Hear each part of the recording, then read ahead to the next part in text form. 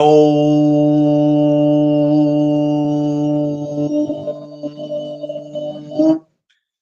up, what up, what up, what up? What's up, my people? Back in the building. What up? What's up, y'all? How's everybody doing? I hope everybody's Saturday is wonderful. Hope everybody's safe out here while they moving through these streets. You know what I'm saying? Hope everybody bellies is full. You know, if you're drinking, whatever it is you're doing, you're having a good time, man. On this Saturday. I don't know about where y'all at, but I know here it is crazy. It is crazy far as the weather. It is freezing outside. It is brick. There's no place to be at all. I had to go get something to eat, y'all. It is disrespectful out there. I was able to go get it and make it back safe. So thank God. Hold on, y'all. Give me 1 second.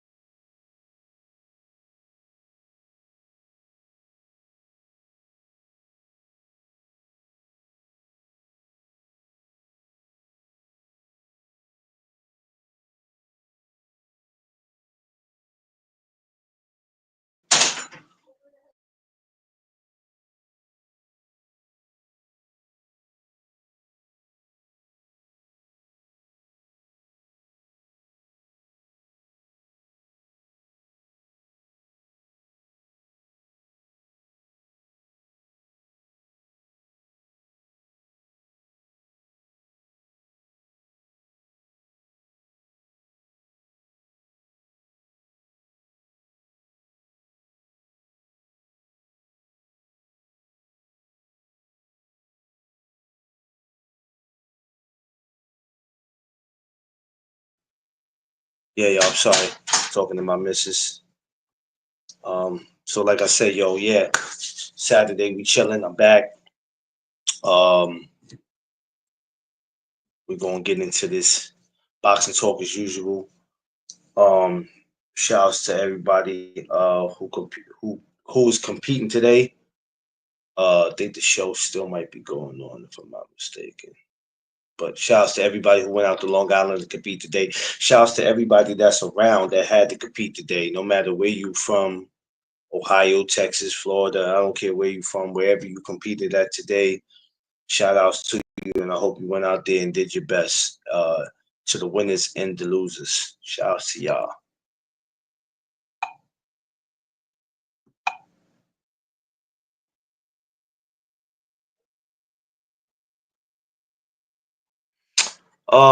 If y'all was on here earlier, y'all seen I was talking about Sebastian Fundora's sister, which I was trying to keep it on there. It was too much going off the topic of, but sorry y'all. I'm gonna work on that this year to make sure we stay on the topic when we talking about it. That's why the thumbnail is there.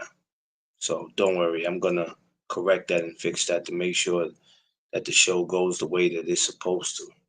But we're gonna talk about Sebastian Fundora and Errol Spence. Where did that fight go? Is the question. I don't want to say what happened to it because it was there for us to see. I want to more or less say where did it go. So let's get we're gonna get into that. But let's go. So for all my newcomers, my regulars, everyone, welcome to the No Duck Zone podcast. Let's go. So remember to smash that like button to like, share, and subscribe. Now, if there's any reason why you don't want to, I can understand that because there's some people who can break certain. They can. How can I say it? When they're talking boxing, there's ways they can explain it better than others, and they break it down better than others. Me, I don't try to do all that. Um, me, whatever comes off the top of my dome is what I try to share and let people know. Just based off how I feel. It's not about being up here and outsmarting everybody. I try not to do all that. I just do the best that I can do.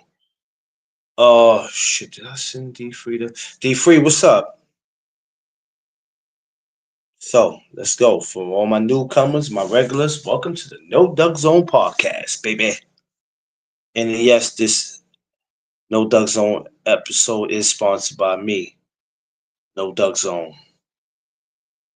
Yeah, it's sponsored by me. A lot of y'all are probably trying to figure out how is that possible? How is it sponsored by you? Well, when you're the only one that represents you, that's how it's got to be.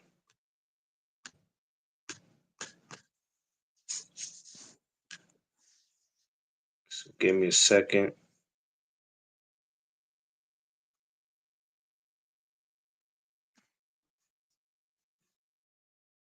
Let me get my brother D Free up here. Then we'll go from there. So yeah, when you because you know to do this, it takes a lot of work, y'all. And somebody might not have the flyest intro, soundboard, or they might not have the best guests that you want them to have up there. But you know, people try their best um to uh to make their show look like something, man. You know, it's just it takes a lot. So just bear with me.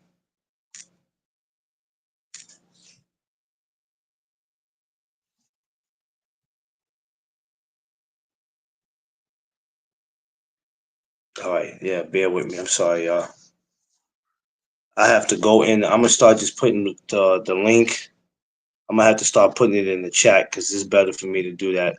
Because when I have to go to my DMs, people's DMs is kind of annoying. That's why I'm gonna start sending them out ahead of time, so I ain't got to do it. D Freight, what up? What's good? What's good with you, man? I ain't seen you all day, D Free. What's going on, man? I was in your chat. I saw you I'm talking to saying Ohio from boxing. you've been quiet today, man. So which means when you're quiet, that means your ass is up to something. Nah, I've been sleeping all day. My wife had to work at 3 o'clock, so she at work right now. So I said, let me go out and make a little bit of money before I gotta go to work. So when she get off, we going straight to my job. Then we go home Damn, at like 3 in the morning. So boy, I y'all slept. don't y'all don't believe in sleeping, do y'all? I mean, we slept during the days because we knew we was gonna be out all evening. We knew we Boy, was gonna boy, y'all some hell. be out for 12 hours from 3 to 3.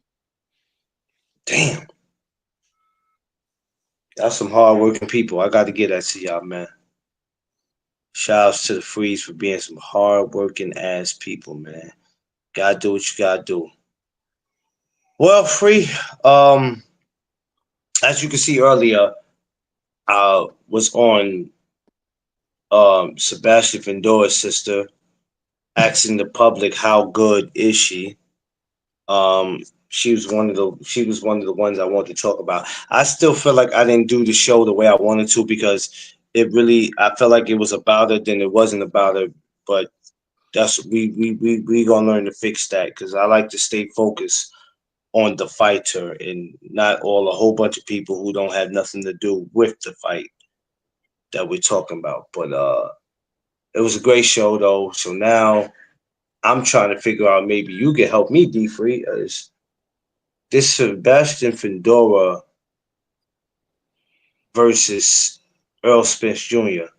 I don't want to ask what happened to the fight, but more or less of where did the fight go? Where did it go? It just talks of it just disappeared. Um, I don't know. I mean, far as I know, they still working on trying to make the fight. I don't. I really don't know. Um, at this point, I mean, Errol Spence might as well just go ahead and retire. He about to be out of the ring for 2 years. Oh He's shit, working with a new working with July 29th, new July 29th makes 2 years, right? yeah, July 29th, Damn. 2020. So it'll be July Sheesh. 29th, 25. That'd be 2 years. So he working with a new trainer. He haven't had any fights with this new trainer. I don't know. This ain't no good look. Especially if they go ahead and make the fight. You've been out the ring for almost 2 years. It probably will be 2 years by the time they actually make the fight. And then you working with a new trainer that you never had any work with before, or maybe you work with him, but he ain't never worked your corner. So I don't know. It's not a good look. I mean, he got a lot of hurdles that he got to overcome to win this fight. And it's not a cakewalk at by no means, especially at 54. Ain't too many guys at 54 cakewalk. If you are his manager, his promoter, maybe his agent, or maybe you're just in his circle, you're close to him, and we could talk about the time that he's had out. We could talk about mentally and physically how he's doing after fighting Bud. But when he talks about making a comeback and not just taking on some regular Joe, you're coming back to take on a tall order, a very tall order, Sebastian Fundora. What would you tell him? What would you talk to him about? Not to say he would take your advice and listen, but if you had to talk to him as all those people I just mentioned, what's the first thing you're saying to him if you sat down and talked to him? Uh, I'm having a conversation to see how to get back in the ring. If he has that attitude that it doesn't really matter, then I'm giving him advice that maybe he don't need to come back to the ring, because to be out of the ring for a layoff is one thing, but like I say, he's going on 2 years, and then if you don't have that hunger to get back in the ring, it's really no need. What's going to motivate you to go in there and be the the best that you can be if you're not hungry to get back in the ring? So I'm not even asking him any questions about um who do he want to face. I'm trying to figure out where his head is at. I'm trying to figure Yeah, out if he still has that motivation and that hunger to get back in the ring and prove that he's the best. If he doesn't have that motivation and that hunger, being out for 2 years, it really doesn't have any reason for him to get back in the ring. Now, if he still yeah, has that hunger, if he still has that hunger, my advice to him is to go take um not you ain't even got to say it's a tune up, but get your feet wet again. Get your feet wet again. We understand you still Earl Spence.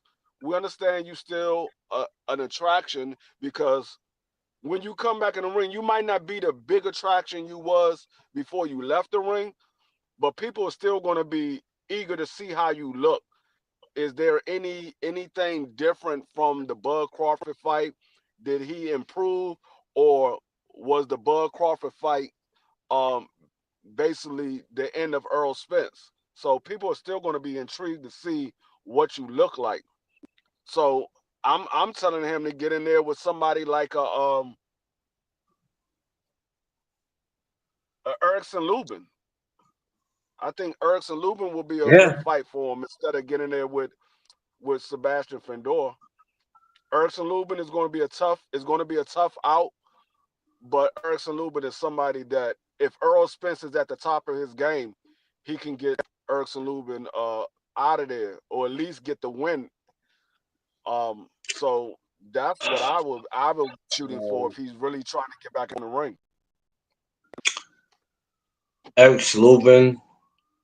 Another guy that comes to mind that beat him, Brian Mendoza. Yeah, You I know, mean, hey, you can go get daggone Brian Castano. He ain't been back in the ring since he lost to Jamel. I Y'all think both been out of the ring roughly shit, the same amount of yeah, time. yeah. And that Brian could stop that. Wait a minute, the Brian, yeah, that fight. Damn, how long has it been since Charlo fought him? Like 2 years. That was like in 23. Remember we had all those undisputed fights in 23. That was like that was Um, shortly that was shortly before Errol Spence. I think that was like April, Breadman. I was April gonna or say the same. March. Breadman. I was gonna say the same thing. Josh, Breadman, Breadman. That Yeah. was like yeah, that was like April or March that Jamel had that undisputed fight.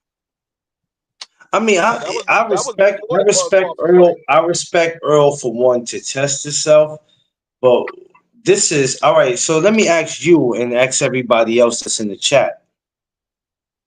Um, we know the beating that he took from Crawford because that was a real Mississippi, Alabama, Texas ass whipping, physically and mentally.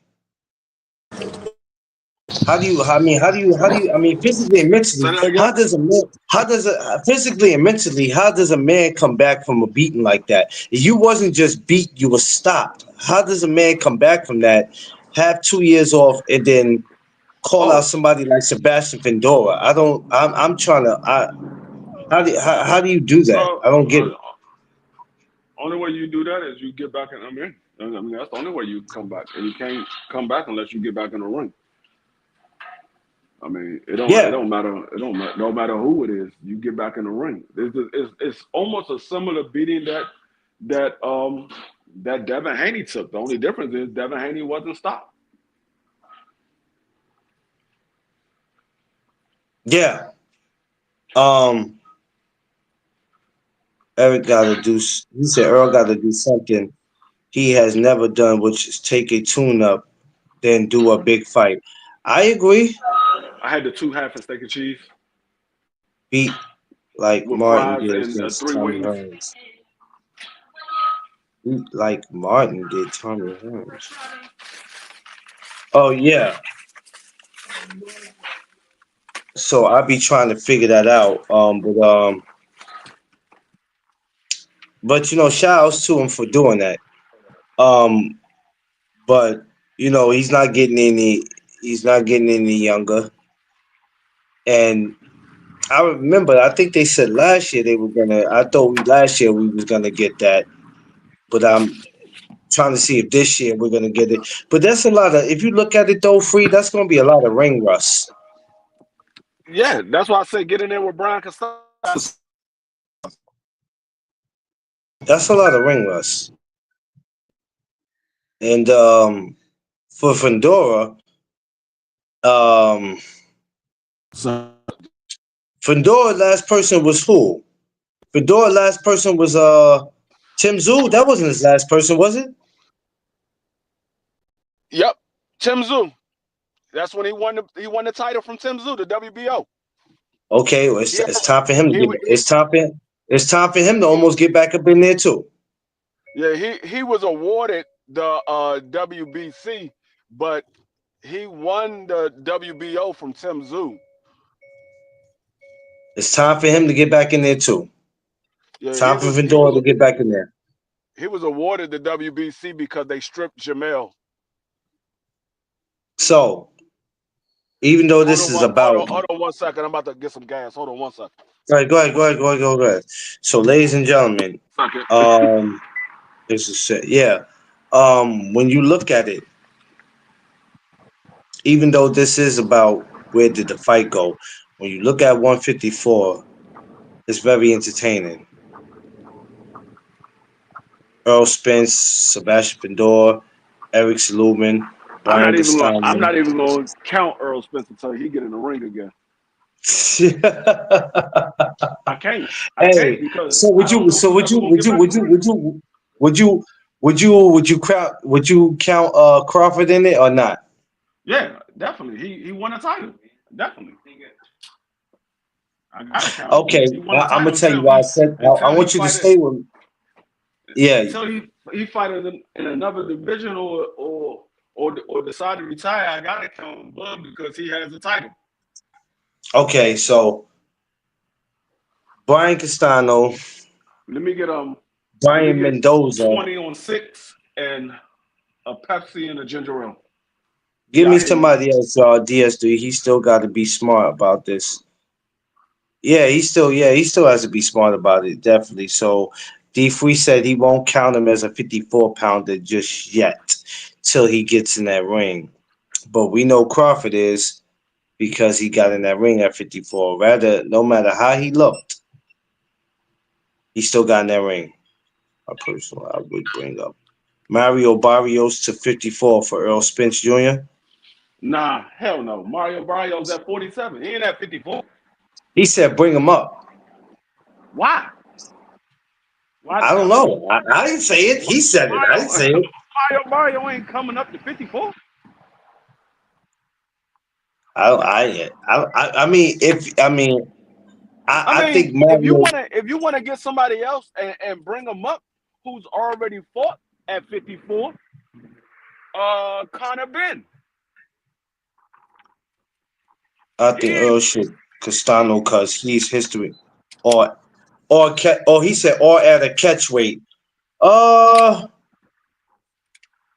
If he was to get it, so DS, let's say if he did do that, if he beats Mario Barrios, how much credit does he get for beating Mario Barrios if he does that? He's not gonna get no credit for real for that. He'll get credit for winning, but he ain't gonna get the credit that he's looking to get. It's more so. I wouldn't do it. I wouldn't do it. If I was Mario Barrios' team, I'm like, for what? What are you getting out of it? If you beat Errol Spence, you beat a Errol Spence who last fight he got stopped and he's been out of the ring for 2 years. Mario Barrios not even getting credit for that. Nah, he's not getting credit for it. And if I was Mario Barrios' team, I wouldn't do it. And as much as they talking about they want to see Mario in boots, shit, don't do it. We don't need that. They like still talking about. I would say somebody like a Conor Ben. Ever since Conor Ben been off them damn eggs, he ain't got no power like that.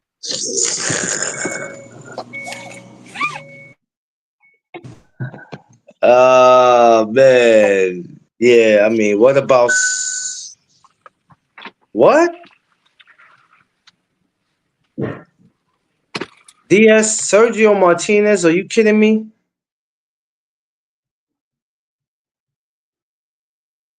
No, not Sergio Martinez.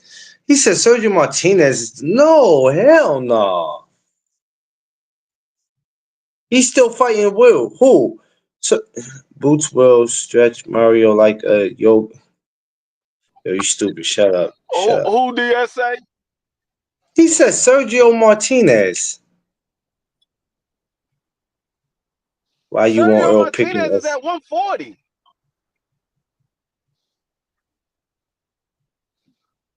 Ain't he at 140? I didn't even know he was still fighting, bro. I thought so. Unless he's talking about the Sergio. All, is he talking about the Sergio Martinez that stopped daggone Paul Williams? I think so. That's who I'm thinking about. unless there's another Sergio Martinez in boxing that I didn't know about. He is because he said Sergio Martinez gotta be like 40-something years old.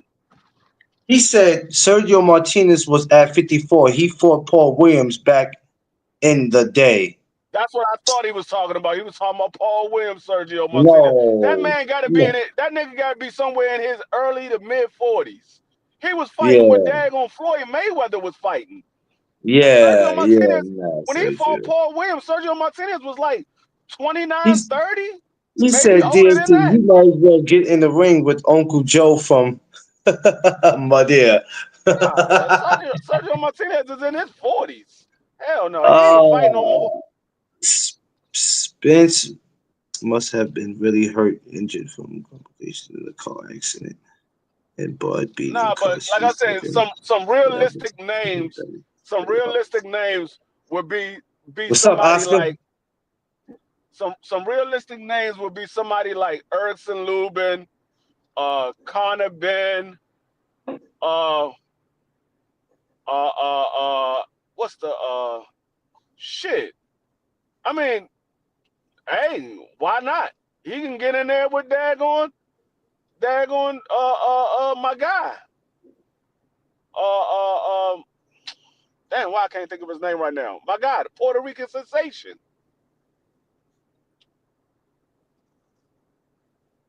Uh, Xander Zayas. oh, I don't know. Xander. Shit. Now, Xander will get credit because he's a young fighter coming up, and Errol Spence is a veteran. Xander will get credit. Xander never been in the ring with nobody of Earl's stature. So Mario Barrio, he wouldn't get credit, but So, Xander would. because I'm trying to make this whole 154 make sense. Where does, even though he just got stopped, I want to ask you, D, for you, where does Tszyu fit in this? Far as for Earl?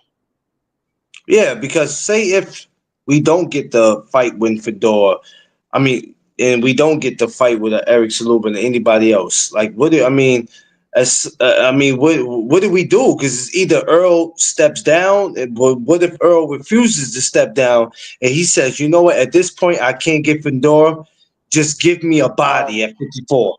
I don't know. I don't know what you do, but I ain't doing shit. I don't give a fuck. You talking about something? What do we do? I ain't doing a goddamn thing. It ain't my life. It ain't my damn fighter. I don't care. If he want to get in there, he can get in there. But like I said, if that was somebody that I had and I was training him, or I was managing him, or I was promoting him, or I was even advising him, I would try to persuade him to take a fight to get his bearings back, because you're fighting at a weight class that you have never fought before. Well, you did Yeah, early in your career, but it wasn't against anybody. You talking about yeah, getting there with some real dogs. So you're fighting at a weight class that technically you ain't really fight at before, and you ain't been in the ring in 2 years. You need to get your feet wet. I don't care yeah, how you feel about it. This is what I'm telling you what you need to do. If you want me to put money behind you, this is what you're going to have to do. Now, if you want to go over there and holler at Turkey and see if he'll make the fight for you, so be it. But it's your life. You already was in yeah. a car accident. You don't want to be talking like you was in a car accident. Because at this point, and I would love to see it, but then I don't know how that'll turn out. What made him say, you know what, I want to go after Fundora. Forget all the rest of these guys. That's what I want to go after. But if that doesn't work, I'm sure. Why I say Tim, we still have to Well, pay attention. We still have to pay attention to Tim Tszyu because despite of what happened in his last fight, he's still gonna want some get back when Fedora, and then he's looking at Spence like, man, what have you done? You know what I mean? Like you ain't gonna just come and no, jump the line. What no, makes you think you I should don't get know the what you mean. opportunity? I don't know what you mean, because he got his ass whooped twice. He lucky he got a title shot again, because he got beat up by Fundora. Granted, it was a cut or whatever. So be it. Shit happens. But You then ain't you went shit. out there in your very next fight and got beat to sleep. You got beat to sleep. Don't So do that. I'm trying to he be. I'm don't trying have to be. he I'm trying to be he nice don't about have it, he bro. don't have no leg. He don't have no leg to stand on. He in the same boat Earl is in. Earl was woke when he got stopped. Tszyu, your ass was on trying to take some no-dos to stay awake. You were trying to take some no-dos to stay I'm awake. I'm trying to be nice. You just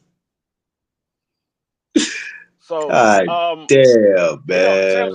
Tszyu really don't have no say so in anything, because matter of fact, he might not even be ranked that damn high. They might have dropped his ass all the way down because Oh no.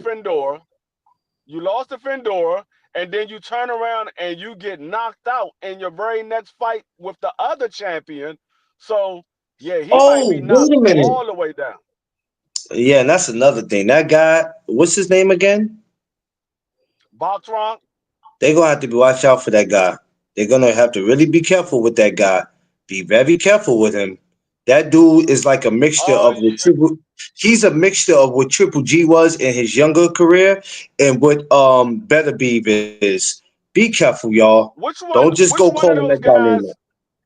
Which one of those guys is Virgil about to fight? Is he about to fight Bartram or he about to fight Magnumov? Oh shit! Because It's on the Virgil list. I about to got fight the. one of them. I don't know, I but think it it's ain't about. It Magnumov. ain't. I tell you what, it ain't about to be no walk in the park. Man, Virgil going to sleep regardless of who it is. I don't care he which one of them he say, it is. Detroit, He going to BC. sleep. What's up, family? It don't matter Magdamoff. which Yeah, one of those Magdamoff. guys it is. Oh, Okay, Magdamoff. That's you not about to gonna be fight easy. No, Nah. dog. Once again, don't be surprised if Virgil go to sleep. Virgil looked like he ain't been getting no And sleep Virgil's at anyway. 54 too, right? Yeah. Oh, see. 54 just oh man. Now I Virgil at might have to 54, do it. and within another year or so, Boots will be BBO, there what's too. up? Boots will be there too within another year or so. Free, But yeah, where does this free for the 54 division, rather if Earl is in it or not? Just with Crawford alone being in it and everybody else we just named. And possibly not speaking for him, possibly Boots coming up in another year or two. How, in your opinion, how does 54 look when you look at it? it's the best division in all of boxing. There's no division better than 54 from top to bottom. No division better than 54 right now.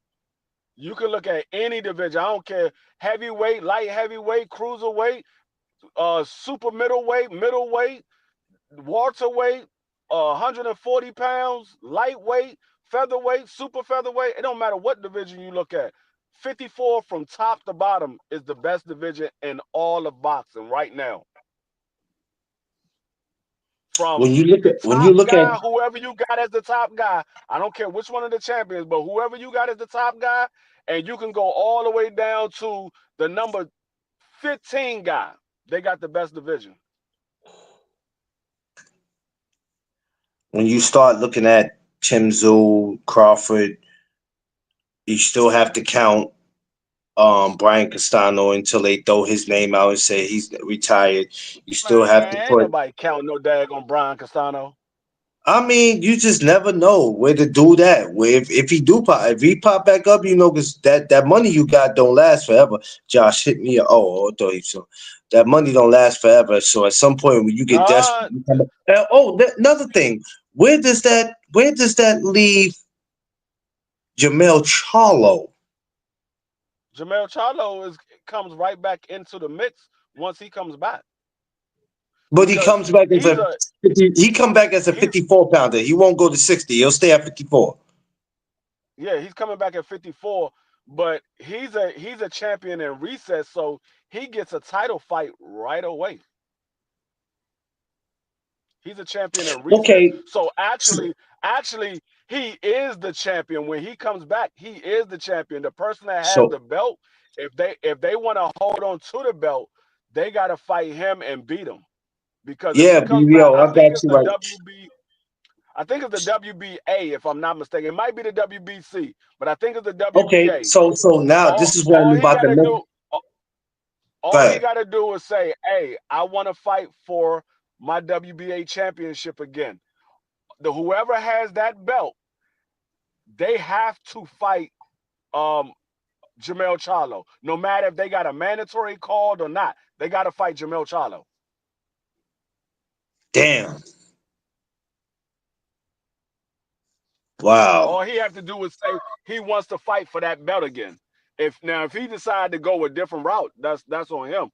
But whichever, I think it's the WBA, but whatever belt it is that he's in recess, once he comes back and he said, I want to fight for my belt again, they have to fight him. I don't care if they got a fight lined up or they working on a fight, all that shit go out the window. He's the champion in recess.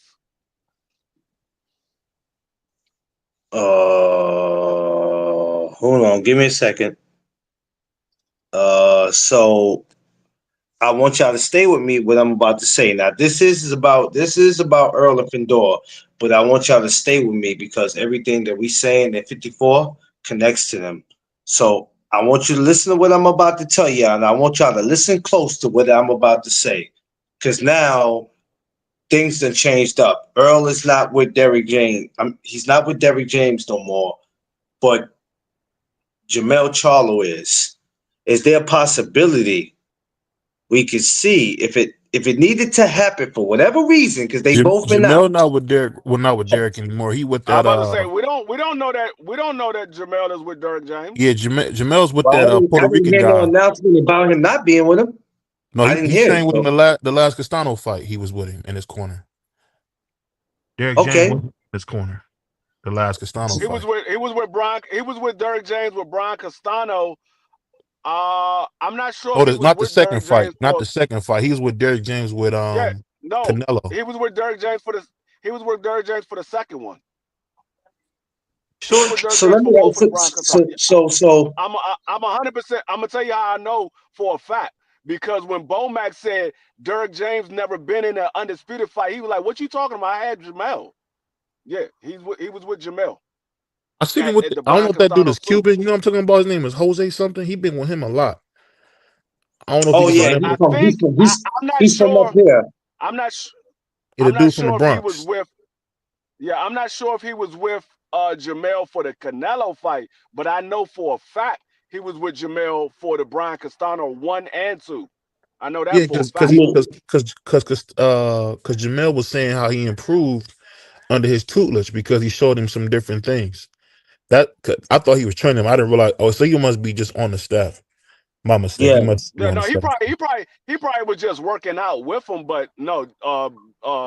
Derrick James was still his trainer for the fight.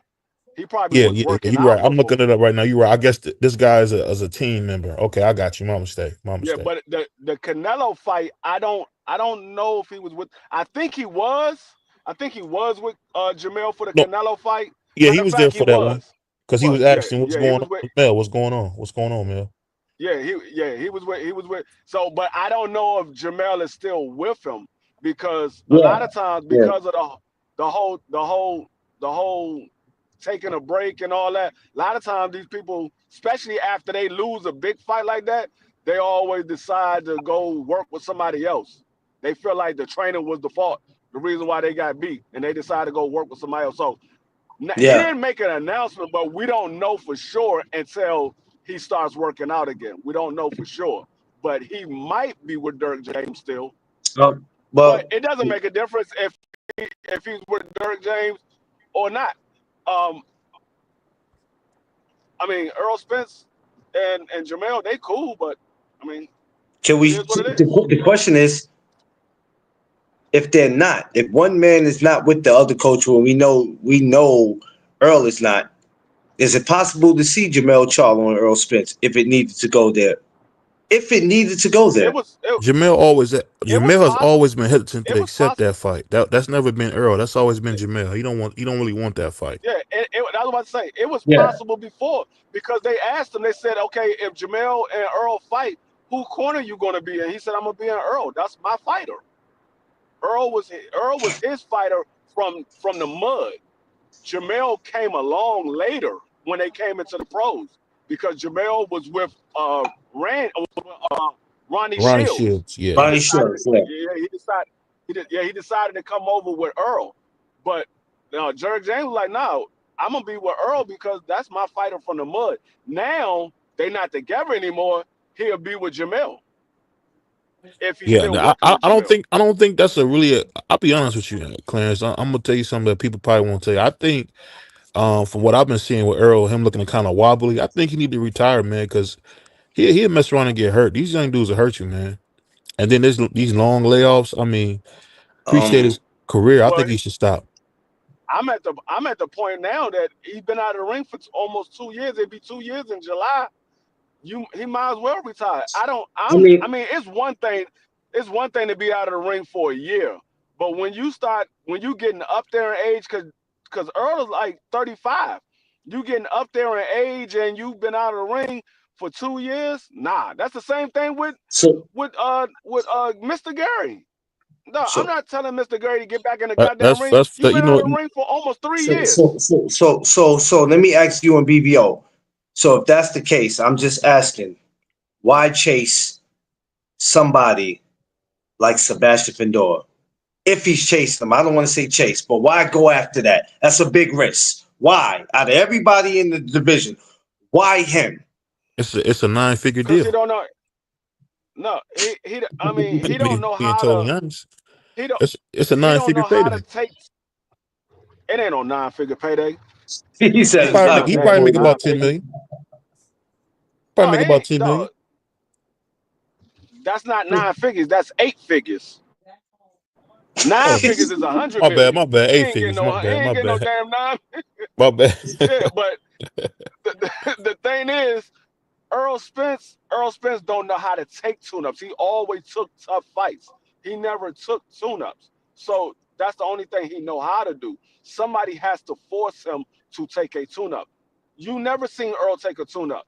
It's But always been the champion or mandatory. The only person that was not a mandatory or a champion was Mikey Garcia, and that was because that was his first pay-per-view fight. They was trying to build Earl's name to be a pay-per-view star. So what more to build your name up with Mikey Garcia? He got the Mexican fan base. You're fighting from Dallas. Y'all can build that pay-per-view. That's the reason why he took that Mikey Garcia fight to build up his fan base and his pay-per-view status. But that's the only fight that wasn't a mandatory or a German champion face. that he Move. fought since Kell Brook. Yeah. Kell Brook was the first champion. After that, it was all champions or mandatory outside of Mikey Garcia. Yeah, I was gonna say this, Clarence. I definitely am kind of now getting excited about seeing Tank back at home in the Barclays. You excited about him coming home to the Barclays? You know, he kind of made that his second home. I don't really care about that dude or his Yeah. opponent, neither one of them. I just like the energy he brings. I think when he come, I think he gonna blow the And roof I don't off. mean to say it in a disrespectful like that, but this year I'm not really caring about a lot of shit that everybody else care about. I mean, I'm. It's not to say I won't watch it. I Hmm. will, but I'll be like, until that dude gives me something, I'm not really entertained though. You know what I'm saying? And You it's know, Who you it, talking I was about? like that. I'm gonna tell you. I'm gonna tell you something that happened to me, Clarence. Who you That talking about? and you are it's talking about consecrated to. the You know what what I you call realized them. with I it? don't even care about them. You ever play that game Candyland? Yeah, That's what boxing is. It's Candyland, man. Bunch of BS, and you hope to win at the end. So that's kind of how I'm taking it going forward. yeah. I I'm don't be keep. caring. That's why I'm talking about this because I'm like I be trying to get off from what everybody else be worried about. I don't even be caring what them dudes do. I mean, it's a fight that I really I put in credentials for that, so I'm hoping they answer that for me to attend the fight. You know, that's what I'm banking on right now. But I gotta wait until I think the 22nd of February to see how that plays out. But You know they always come on last minute too. I put mine in too, No, man. Because I'm gonna make my way out there for sure. Because oh, no matter, oh, wait a minute, you put in credentials for that? yeah, Oh, they yeah. should get to you. You shouldn't even have an issue. I'll be mad Um, if you don't get it. As hard as you work and defreed all you, I'll be pissed if you don't get it. Hey, you know what, No, man? I appreciate that, man. You know something funny. I'm Let me do this real quick for Free say something because he a Puerto Rican. I want to give my partner Puerto Rican Free his credit. This dude has stood by me, Paul. Oh, let me stop. I don't want to say Paul, but stood by me, man. Been a good dude, and I'm telling you, man. You couldn't ask for a better co-host than D Free, man. He crazy. He gonna talk about your mama, but he a good dude, man. Don't let nobody fool you. That boy Free, that's my guy, man. Talked about my mama like a dog, though. But we Yeah, still, I still Freeze probably one of the best co-host that anybody could have on in the show, and he's gonna give you your honest opinion. You know what I'm saying? That's what he's gonna do. And you need people like that. You don't need nobody lying to you or just telling you what you want to hear. He ain't gonna tell you what you want to hear.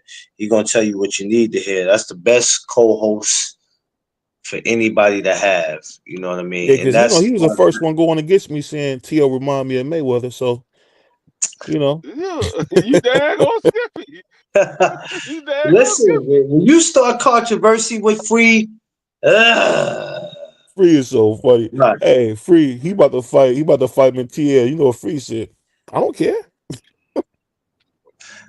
Because we're I mean, living, we're living. I mean, this year is the year that too. Also, that we just living in a time where we don't care. You know what I mean? It's like you gotta dog, if you love to fight, then go ahead. And this is for anybody. Go ahead and support it. You know, my mindset is I don't have to order nothing. I don't have to pay for nothing. I don't have to put in credentials for nothing.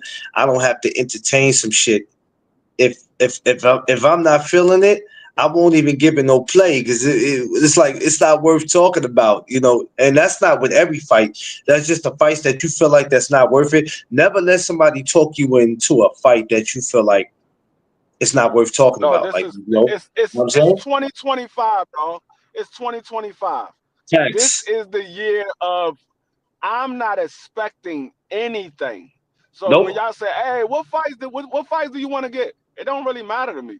I don't Don't care. matter. I'm at the point now. I'm at the point now because I've been following boxing since I was 8 years old.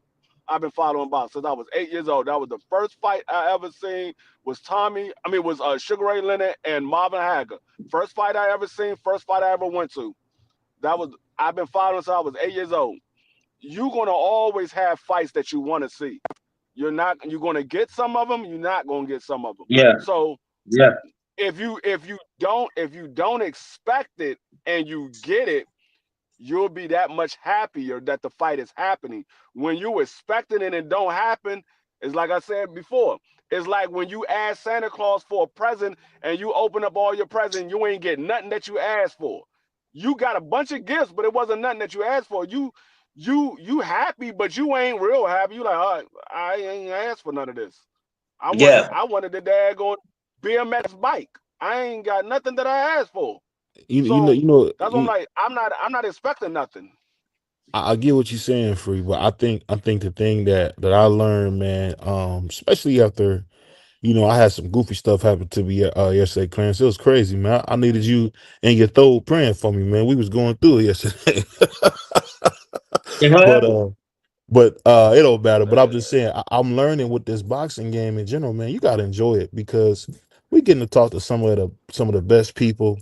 And I remember when we talked to Kid Austin, man, I cried. Free talked about me like a dog, but I cried when I heard his story, man.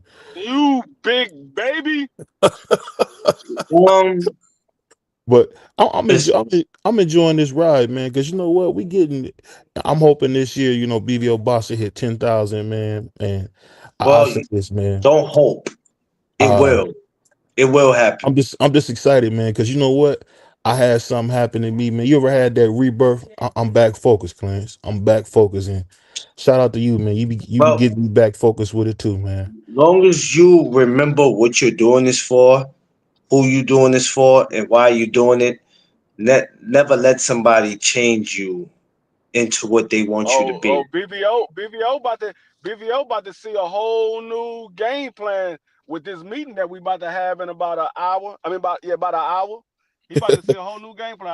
I got some things for these dudes, and everybody Yeah, gonna have you to doing, step you their doing, game you up. doing, you doing. Like I said, man, I'm proud of your work. I'm proud to see Crush getting on in the morning. We're doing what we're supposed to do as content creators. We are a perfect example of what content creators are, because we're not focusing on getting caught up in no bullshit. We do what we do. We love the sport of boxing. And you know, we keep it pushing from there, man. And that's what I love about it. I love to go on, and that's why I have no problem coming in like, yo, go subscribe to my brother. Go smash the like Yeah, button. Get his you like never come get on a his panel with likes. us. You like we do you. You don't come on the panel with us, but we still love you, man. We still love You know what? And I feel, you know what? And I'm it's funny that you said that, because I thought about that a couple weeks ago, and I said, you know what? BBO reached out to you a couple times, and you never came up there. But I'm gonna tell you why I never came. This is the God heaven truth. I was trying to figure out what you were doing and where you were going with it, and a lot of things you were saying was like, I said, man, I'm afraid to fucking be up there on his show. So I don't want nobody to be like, oh, you condone the shit that he's doing. But I had to understand what you were doing and where you were going with it. But I felt bad. I said, you know what? He's been coming here. Free's been coming up here. So you're going to have to come over there, because, you know, your brothers are holding you down. It's only right that you go back over there, because that's what it's all about, support. We got to support each other. That's the biggest thing that we have an issue. I'm gonna tell you something that I found out, Clarence. I was at what I was doing was trying to build an audience. Now we got an audience now. You're gonna see a different BVO. You're gonna see me do what I'm here to do. That's entertain, have fun. But we're gonna stop a Yeah. lot of the nonsense. And I want Like everybody I to told, know. Go like ahead. I told Clarence the other day, we was talking about you. We was talking about you. Well, I was Yes. talking about you, and Yep. I was saying a lot of people didn't know about BVO, and I was saying what a lot of people have to realize is BVO. When we met BVO, that was him just getting on YouTube. He was trying to find his way. He was trying to find his way, find what works for him. Once he Yeah. found what works for him, he's much better because he's more consistent at it, because you got to find what works for you, because if you new to doing stuff, it's just like working a job. They show you how to do stuff, but you got to figure out how it works for you. You do it their way, but it still seems kind of hard, and so you try to do it this way, it's not working. You try to do it this way, it's not working. You try to do it another way. Once you figure out a system that works for you, that's when you work at your best. You get more stuff done. You work more efficiently, and the job looks a lot better because you found your groove. So that's what it was with BVO. He was new to YouTube. He was trying to find out what worked for him. Once he found Yeah. that, now things are a little bit different. Yeah. And I get it. Everybody has to, you know, do what they got to do to, you know, but I'm It's definitely, just really a process. Hold on one second. Go ahead. My bad. I got a little background. 1 second. yeah, I'm definitely going to start bringing my ass up there. I'm definitely going to start doing that. Um, I'd just be so I mean, much into it's trying to, not a problem because knockout don't go on everybody panel, and I figured out why certain people don't go on everybody panel. Now they'll be in the chat and they'll go to your live stream and support you that way, but I figured out why certain people don't go on people's uh platform, and it makes sense because if they're talking about a topic that you had planned on talking about later on today, you don't want to give all of your chopping points in their live, and then you got to turn around and do your own live, and then you're just repeating everything that you already said. and It's not going to you come. know what? It's not going to come out. It's not going to come out authentic because you already said it, so you're going to skim through it because you already And, then and, talked about it. and you know So what, Free? And for that part is the reason why I don't talk about what everybody's talked about. That's the reason why I do it, because just because of what you said, because I go, okay, shit, if I say all of it now, it's not going to make any sense to, you know what I mean? That's why I don't do whatever. This is why I stay in my own lane. This whole Fundora and Spence is probably not important to a lot of people, and that's okay. But it's just to give a different, it's just to take our mind off other shit right now. So bringing this up, because the question really does become, okay, where did this fight go? Is it still on? It's got Cause quiet. I know BVO heard me say, well, I was on Clarence Live earlier today, or I was on another panel and we was talking about the same thing, and this is what I said. So I understand why certain. That's why I stopped getting on so many people's panels. It's only a few panels I get on. I get on Thomas panel, I get on Clarence, and Yeah. every once in a while I get on Pop.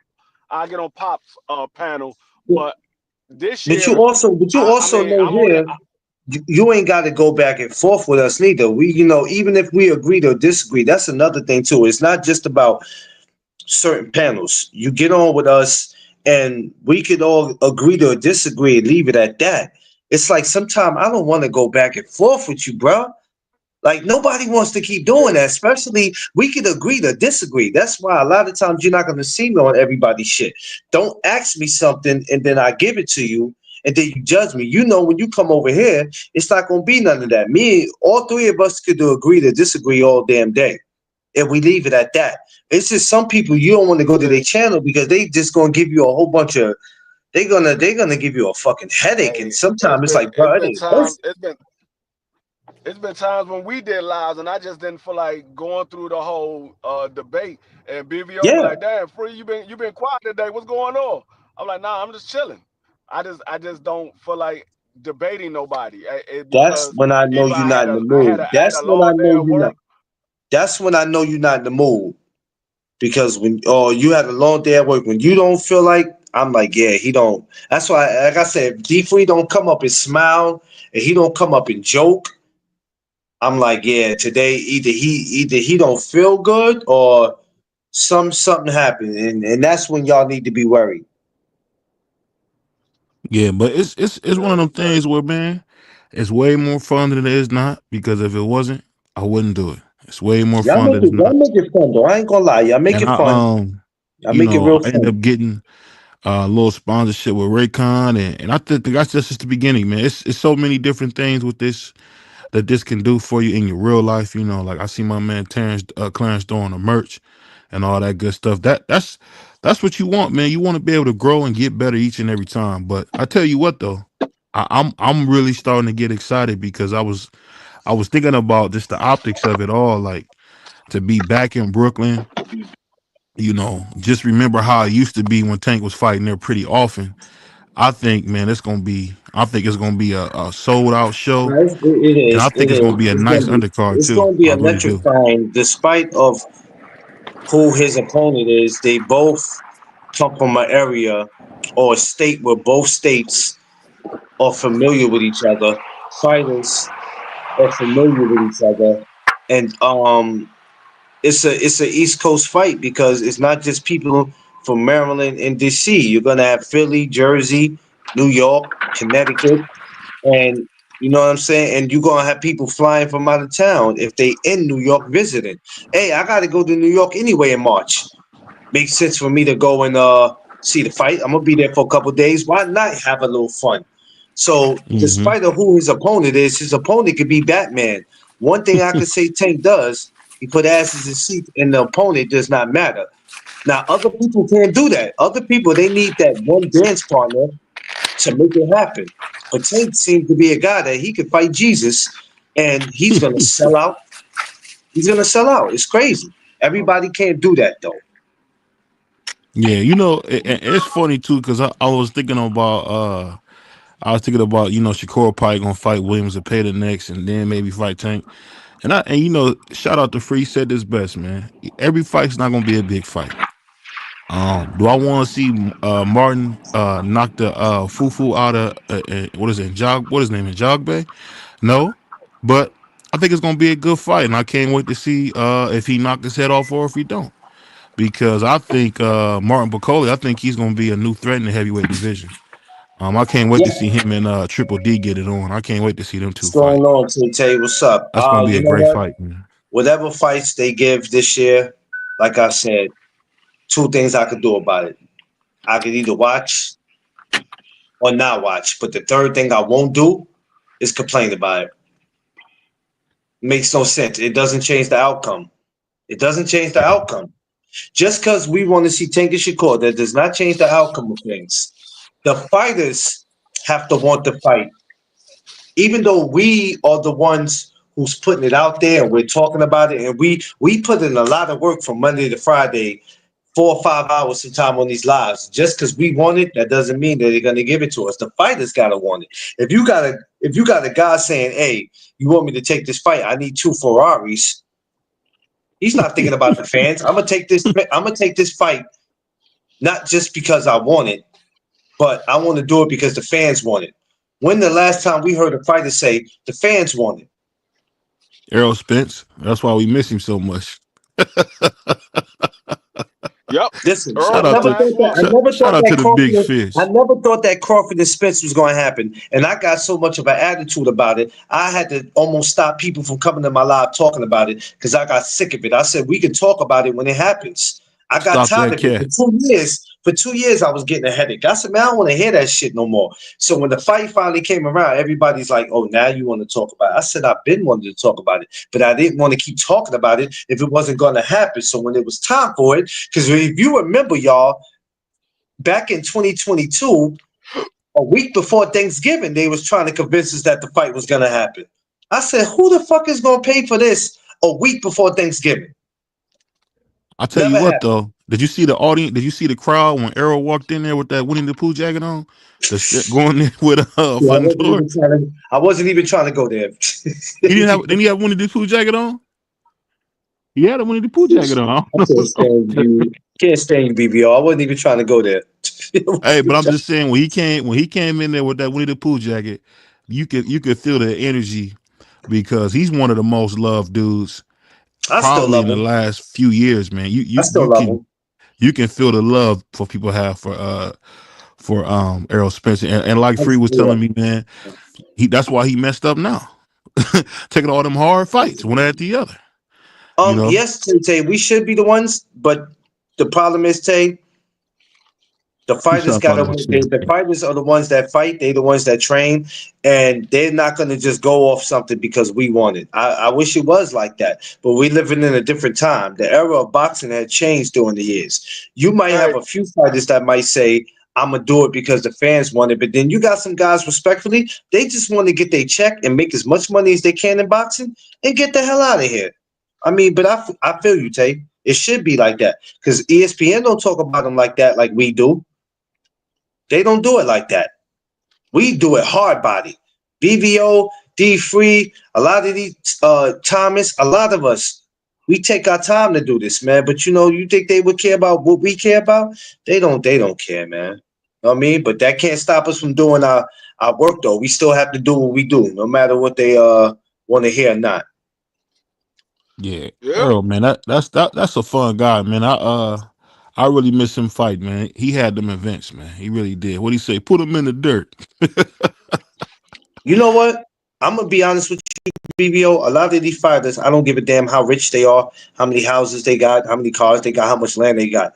I'm gonna be real, and I always say, stop giving some of these fighters, or stop making them more popular than what they are, because a lot of them are not doing shit. But let me tell you something: we make them more popular than what they are, because let me tell you something: as big as boxing is, when you walk through these streets of Ohio or New York or Maryland, half of these fighters are not even known. And then probably none of them. So, to be totally honest. You go to some places, you like, wait a minute, how you don't know him? And some of them will tell you, I'm a boxing fan, but I ain't never heard of dude. You like, oh That's what. shit. Hey, that's how it was about Devin Haney for like 4 years. I was like, no, we've been talking Damn. about Devin Haney for like 4 years, and everybody I asked, I'm like, hey, you know who Devin Haney is? He No. about to fight. So they were like, no, who the hell is Devin Haney? Well, let me ask y'all, what's one fighter that y'all walked around y'all town and asked people about, and they never knew nothing about him? You like, wait a minute, this dude been pro for like 10 years. You ain't never heard of him? I can tell you one right now that he nobody know who the hell he is unless you watch boxing like that, and that's Arthur. Nobody know who Arthur is. Arthur Yeah, who? that's a good point. But Turbia, King Arthur. Get King the Arthur. They don't you know don't who know he who is he is at all. unless you watch boxing like that. They don't know him. He's not a pay-per-view star. He don't fight on pay-per-view. And like I said, he's Russian. So nobody knows who he is unless they watch boxing. And live in Jersey. It's a lot of people that don't know who Usyk is. They just found out who Usyk was because he beat Tyson Fury and he Hey, beat AJ. I'm gonna keep it real with you. From what I saw, it seemed like ain't nobody know who Anthony Joshua was, but they knew after Andy Luis beat his ass. Hey, that's the dude that Yeah, got they beat by the did. fat. I'll Yeah, tell they you a did. funny story. I went to a Browns game. I'm a big Browns fan. Everybody probably knows that. And I ran into Sean Porter, and this is back when he had did the Wilder commentary for when he fought Hellenius. So the next day he had the Browns game, so he must have caught a flight to catch the Browns game. And I mean, when I was getting this picture, they was like, everybody was looking like, who is this guy? I mean, we in the middle of Cleveland, and nobody knew who Sean Porter was but me. Damn. It's how it goes. And I'm gonna tell you what's so funny. Um, one of LeBron's friends walked through. It was more people trying to get to LeBron's friend Rich than it was than it was Sean Porter, man.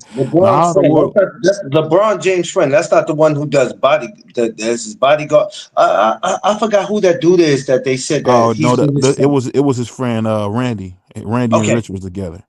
okay, Yeah, Randy's like his personal assistant type of thing, and Rich okay. is Because the one that does the I remember they said application stuff. it's this one guy. It's this one guy that LeBron went to school with that he always protect LeBron.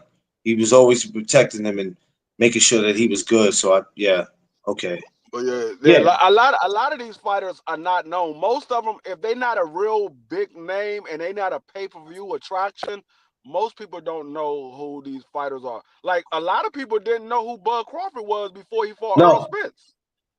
They didn't know I who Bud Crawford was. hey, I asked somebody about Tio, and they said who? I said Teofimo Lopez. They said I never heard of him. I said, wait a minute, what you mean you never heard of him? I said the guy who fought Lomachenko. He was like, well, I know Lomachenko, but I don't know. I got to go back and look. And I said, oh shit, that's Yeah, crazy. a lot of That's these guys who crazy. think that think that they're stars, they really not stars. They really not. Would you agree, D Free? Would you and BBO and everybody else in here agree that we're the ones that keep the name alive even when they don't deserve the credit? Yeah, most definitely. ESPN don't talk about boxing unless it's a big fight. Oh I man, mean, we keep their names alive. we don't have HBO no more, and we don't have No, Showtime no more. So no. they don't have those those Sunday night specials when they talking about boxing. They have that whole panel where they just talking about boxing. They don't have that no more. So Even, a lot of even, people even, a lot of people don't know even. these boxers. That's why I don't like to keep talking about the same fighters. I like to try to because there's some new boxing fans that's coming in that don't know, and I go okay. So when I bring up somebody like Sebastian Fundora's sister, who we're only familiar with the Carissa Shields and maybe Savannah Marshall, maybe or Katie Teller, maybe. They don't But know no then it's damn. the, They don't know no but then damn. they I can don't. tell you right now, most of the Yeah, people they in don't know DC them. don't know. They don't know who no damn Savannah Marshall or Katie Taylor. They So know put it about this way: Carissa Carissa Shields. Shields, They know about Alicia Alicia Baumgartner, Baumgartner, and they know about Amanda Serrano. Amanda Majority of the Serrano, people right? out here. So Majority of the people out here knows about them three. They when don't know I about do, them other girls. so when I do something like on Sebastian Vendora's sister, oh, I didn't. Okay, I got to go check this girl. Matter of fact, I do you one better, and she's from DC. Most people don't even know who daggone Franchise Cruz is, and she's from DC. Oh, Jesus Christ! Most of them don't because they don't watch women boxing, so most of them No, don't know who she is. they don't know who's some. Hey, Deja Green is from Jersey. Yeah. They don't know who Franchise Cruz is. I'm like, she's from DC. Y'all don't know who she is. They're like, I'm like, she's a Why you think champion. She's come a into light social heavyweight media champion. YouTube, you think that's a yeah, Josh. This is the reason why I'm like it's important why we do what we do. It's important Yeah. to always mention different. Why do y'all think I don't stay on Tank Shakur and Devin? That's cool. There's some people who actually are very familiar with them three, and there's gonna be some people who are not. But there'd be other fighters. I'd be like, come on now, what about what's her name? Gabrielle Fundora. It's some people that Mag of the South. What's up, baby? Oh man, I thought you was wrenched up in here, man. Hold on, Mag of the South. Stay right there, man. I thought I had you wrenched up, bro. That's crazy. This is your first time coming? That's crazy. I could have What's sworn you going was on? wrenched up in here. What up, Macadosis? I thought Macadocious was wrenched up in here. I gotta wrench him up, man.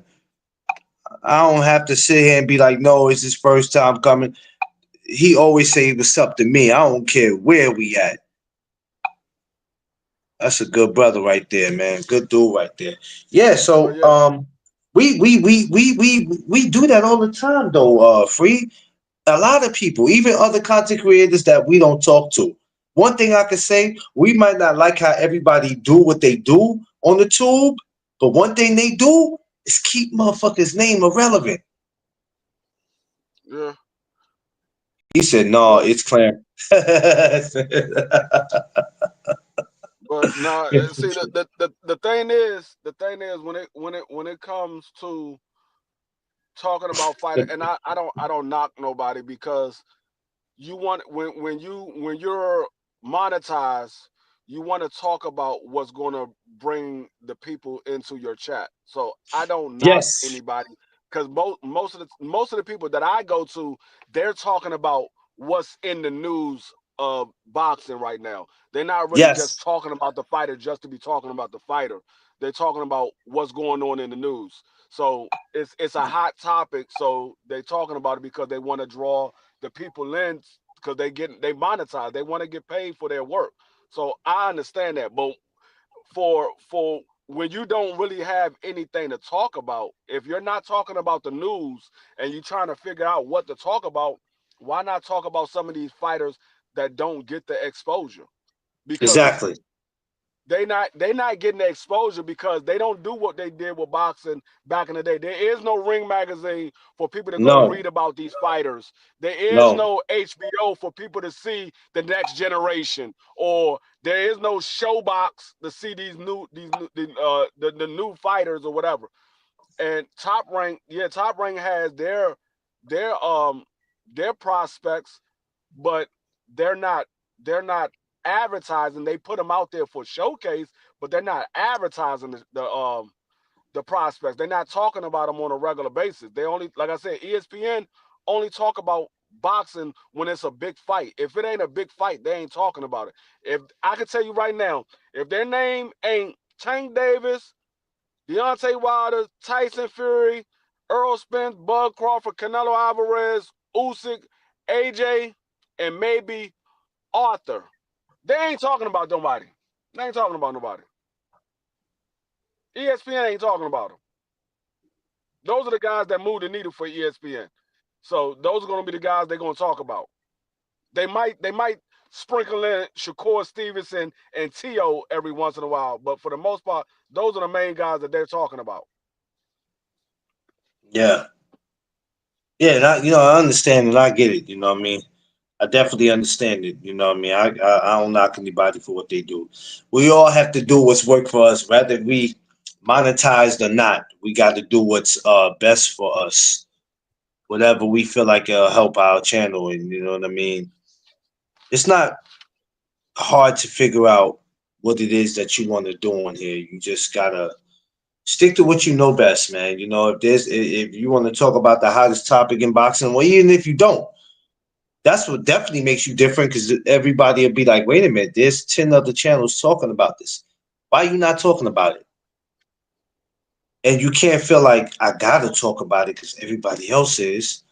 You either could do two things. You either could put your own twist to it, or you can just say, I don't want to talk about it because I don't everybody else already addressed it. What am I gonna say that everybody else didn't say? I mean, some people think like that. So some people go, I don't want to touch it. I don't want to touch it, not because it's a touchy topic. It's just that, hey, everybody that talked about it. I don't want to talk about it, man. It's just let me go over here and let me go find something else to talk about. And that's pretty much what I do. I'm just like, I don't want to touch that, and it don't interest me. But let me go ahead and do that. You know what I'm Yeah, saying? but That's what I what. want Yeah. to know is what I want to know is, let's say the Sebastian Fundora and Errol Spence does not happen. What's next for Sebastian? We already talked about Earl, but what's next for Sebastian? Well, I tell you what. I tell you what ain't next. What's not going to be next is Tszyu thinking he gonna get his rematch after he just got night. That ain't gonna be damn next. I tell you Nah, that. Tim Zoo got to work his way back up. He got to work his way back up. He's gonna have to fight. He's And gonna have to have about. He's gonna have to have probably maybe 2 or 3 more fights before he be in contention again to fight for a I, title. yeah, I tell you that ain't next. I tell you that shit. I don't care how many people screaming they want a rematch. You're not gonna get that. And Sebastian's such a tall order, and it's not that nobody fears him, but how many people are gonna want to really get in there? Who's gonna step up and say, okay, we've seen Crawford seems to be going the Canelo way, so it's like, and not to say he's avoiding Sebastian, but I'm just saying he seems to be going into that direction. So who do we have left at 54 that says, you know what? I'll do it. I think I think Crawford is going the Canelo way because, and this is my opinion. I'm the only one Yeah. that's thinking this. Um, I think this is Crawford's last year. I don't think he fight after 2025. I think this is his last year. I'm gonna That's be why honest he's with you. pushes. That's why I he's pushing think so hard for the Canelo fight. out of all the fighters that's trying to make it look like they on their way out and they claim they on their way out, Crawford seems to be the only one that I believe that's actually on his way out for good. Versus that fighter that's telling you I got 2, 3 fights left, or I can go for another 5 years. I think he's the only one that's really on his way out of here. And I don't know what, like I said, I don't know what Spencer's doing, but maybe he should be on his way out of here too. One loss doesn't define your career, brother. You only had one loss. If you didn't lose to anybody who was a scrub, I put you didn't lose. You I, know? I put it this way: if Spence doesn't get a fight by fall, he can hang it up. He can hang it up. Man, once it hits July 29th of 2025, it's already a hang up. 2 years. It's already a hang up. Like, what are we doing? Now, it's different if you don't fight until that time. I can understand because, fights have to be set up. But, bro, but it's no way we can have 6 months left for 2025. Shit, there's only 12 months in the year, dog. Like, so what are we doing? You know what I mean? Like, you going to have Yeah, to do something I'm just saying. I'm leaving some leeway just in for case him. Yeah, yeah. they gotta fight. They gotta fight. They made it, but the date is for the fall. But for some reason, though, this is my opinion. And I'm not jumping on no Sebastian Fundora bandwagon. I feel like that fight is going to look just as bad as when Sebastian fought Erickson Lubin. You see how Erickson looked like a damn elephant? Actually, to be honest with you, I'm gonna tell I'm you not something. I'm not comparing Erickson Lubin No, and but no. But what I'm about to say is, if Errol Spence would have got right in there with Sebastian Fundora when he jumped yeah, in the ring, and yeah, he said I'm fighting him next. If they would have yeah. made that fight and Errol Spence would have got in the ring with Sebastian Fundora, Uh-huh. I think Errol Spence would have beat Sebastian Fundora. Like, everybody look at what he did with Tszyu and Uh-huh. what he did to Erickson Lubin. What they have to Yeah. realize is Tszyu got done what he got done because he caught an elbow to the head and he was bleeding. He Of couldn't course, see of out of one course. eye. Um Erickson Lubin, Erickson Lubin is not a great inside fighter. Now we're talking about Errol Spence, who likes to fight on the inside, who's going to hit you in your hip hit you in your rib cage. You got a big torso that's a target practice.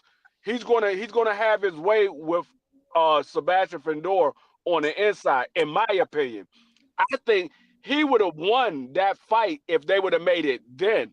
I think now, because of more layoff is adding on, I don't think he wins now. Yeah. Because as I'm picturing it in my mind right now, I'm like, this goes wrong for Earl in so many ways, and Sebastian didn't really hurt you. Crawford hurt you. You understand? And I don't want to see that for a man who still has his family. So, Earl's a father. Because I was a little concerned with him after the Crawford fight. I really was. I was hoping his brain cells were still attached. I was hoping he was all right. Even though he was talking after that, I felt like, the man been through a car crash, then fucking running into damn Crawford was another car crash. Running into damn Sebastian is just, that's a that's a truck. You know what I mean? I'm still not sold on Sebastian Fundora. I'm not either, but when you talk about Earl running into him, people are not sold on him. But just to make that your first comeback, like you said, maybe if he would have just hurried up and did it now, I'm not sold on Earl thinking he can come back and you can make an example out of Fundora. Yeah, that's for anybody at 154 right now, because he's been out of the ring for so long. Yeah, I don't really favor Earl in no fight. You've been out of the ring for 2 years. I can't favor you in a fight. But let me ask you something. Why do you think, in your opinion, and anybody else in the chat can answer it if you want to, please participate, family. Why do you think Brian Mendoza was so successful against Fundora? Because he has a similar style to Errol Spence. And mind you, Brian was getting pieced up, so I'm not trying to make it seem like he went in there and demolished him, because he didn't. Because if you look at his face, he was getting pieced up. I'm gonna tell you why. He has a similar style to Errol Spence. Sebastian Fundora likes to fight on the inside, and when you fight on the inside and you have an 85-inch arm reach, it takes a long time. When you miss a shot, it takes a long time for you to get your arms back. So you leave yourself wide open. When he missed that shot, there was a clean left hook waiting on his ass. And I still don't say he saw that shot coming, because when he hit him, you see how he froze? Fundora froze in the middle of the ring.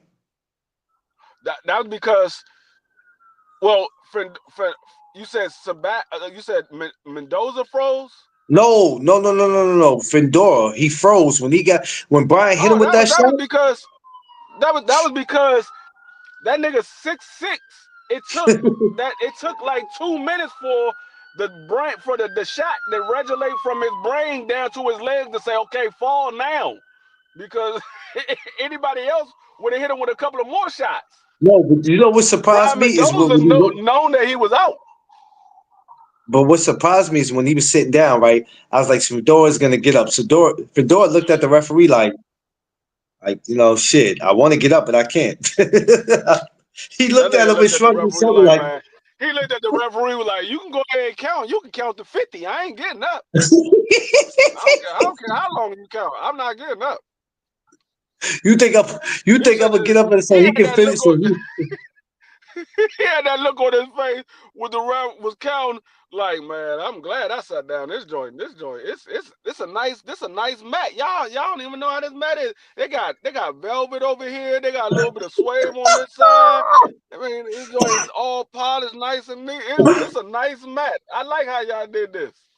There ain't no scratches over here, nothing. Yo, oh my god. Yo, I'm done. I am fucking done. I am done, bro. Hey, hold on, when y'all do this? I ain't even see this. I missed this when I came in the ring. I didn't even see this right here. Damn, y'all should have told me that. I'd have came down here a long time ago. I'd have came down this joint a long time ago. Y'all should have told me that this was down here on the map. Do you think other fighters go back to that Brian? They go back to that fight and they try to figure out how to capitalize against him, or do somebody just go in there and be like, "Yeah, I understand Brian did that. Oh no, But they absolutely know how to capitalize on. And Tszyu was doing it until he got cut. When he got Yeah, he that elbow was. to the top of the head, when he caught that elbow to the top of the head, it changed the whole fight because Tszyu was piecing Fundora up. Fundora was taking shots. He was looking like Deontay Wilder when he was fighting Joseph Parker in the corner. His arms were just swinging, Do you but he still want wasn't to? Do hitting you nothing. still want to see that fight? Would you want to see that rematch after seeing Tim get take 2 or 3 fights? Would you want to see that rematch? Who? Him and Fundora. Who? Fundora and Tim. Yeah, I see the rematch. I thought you was talking about Wilder. I was about to say, man, hell no, I don't want to see Wilder in the ring no more. No, But no, yeah, no. I watched that. I know Tszyu would beat Fundora. I know he'll beat him. Yeah, that cut changed a lot. It changed a lot. That cut changed a lot because it was real good. And even when he got cut, the one thing I gave Tim is Tim still was at it. Blood and all. They both was at it. Matter of fact, I'm gonna go back and watch that fight because that was a damn good fight. It wasn't boring. Nobody got cheated. It went the way it was supposed to. Yeah. I'm definitely gonna go back and watch that fight. That was Now, great. what I would say if I was Tszyu, what I would have said after that fight when we was at the post conference and everything. I mean, the post press conference. What I would have said at the end of the fight. I'd have looked at my trainer. I'd have looked at the water boy. I would have looked at the assistant trainer. I'd have said, y'all 3 niggas, all y'all fight. Y'all should have stopped that fight a long time ago. I would have won on the cards. It was a fucking elbow. I would have won on the cards. Y'all should have stopped that fight a long time ago. Oh, see, I didn't think about that. I never thought about that. Oh, wow. Yeah, I never thought about that. Damn. If they would Never he thought was about winning the that. fight. If they would have stopped that fight in the 5th round, even if because he won the first 3 rounds. Even if you gave Sebastian the last 2 rounds, 4 and 5, if they would have stopped that fight in the 5th round, they would say, you know what, we can't stop the bleeding, we stopping it. Referee, it's over, it's over. They would have went to the scorecard. Tszyu would have won that fight. He wouldn't have took no more punishment, and he would have been the champion. He would have won that fight. He would have had both the belts. I didn't really think about that. You got me thinking now, like, oh shit, I didn't even think about that because I was so much into the fight. If I'm not I didn't mistaken, take I the time to believe he think. got cut in the 3rd round. I think it It was was the the 3rd early round when round, he yeah. got cut. It was the early round. It Because was the early round. he won the first few rounds until he got cut. Whatever round it was when he got cut, he started losing after that. What do you think about TFL? Prior to that, he was winning every single round. I don't know, D Hall. Actually, it's great. It's great. I'm hoping that fight takes place in New York. I'm hoping because it would be great. I'm actually gonna talk about it probably because I don't want to go too early with it because it's only January, and I don't want March to come and then I drain myself out by talking about it. But what's that fight for March 15th? I think it's gonna be great. I think it is because Matias is known, and I'm not saying they fight in the Garden and it's gonna sell out, but I know one thing. I know it will be Tszyu some better not get asses. put to sleep. It will be some asses and some seats for that. Because you got to remember I'm what gonna tell you what Matias now. is. He's Boricua. If They gonna come on out for Tszyu that. if He said, Tszyu "Yo, gets stop! Why put you to keep sleep, stop doing that, if man? Tszyu gets Don't put do to that." sleep, if he gets put to sleep, his ass might retire. He might retire if he get put to sleep. I mean, if he gets put to sleep, I mean, that would be the first. Well, I guess it depends on how he gets put to sleep. There's many ways to go to sleep. Many ways to go to sleep. Depends on how he goes to sleep. Can Tszyu take the body attack? I don't know. That's the thing. This is a big test. He's always talking about he want the best fights out there. But let's see. Let's see. We're about to see. March 15th. If they make the fight here, which it makes sense to make the fight in New York. It makes a lot of sense. I'm just trying to think. D3, I think you told me before. That's a top rank fight? Yeah, that's top rank. Yeah, yeah. Because I think, if I'm not mistaken, I believe Matchroom dropped Matias after that fight that he lost. I think they dropped what? him. He wasn't even there that long.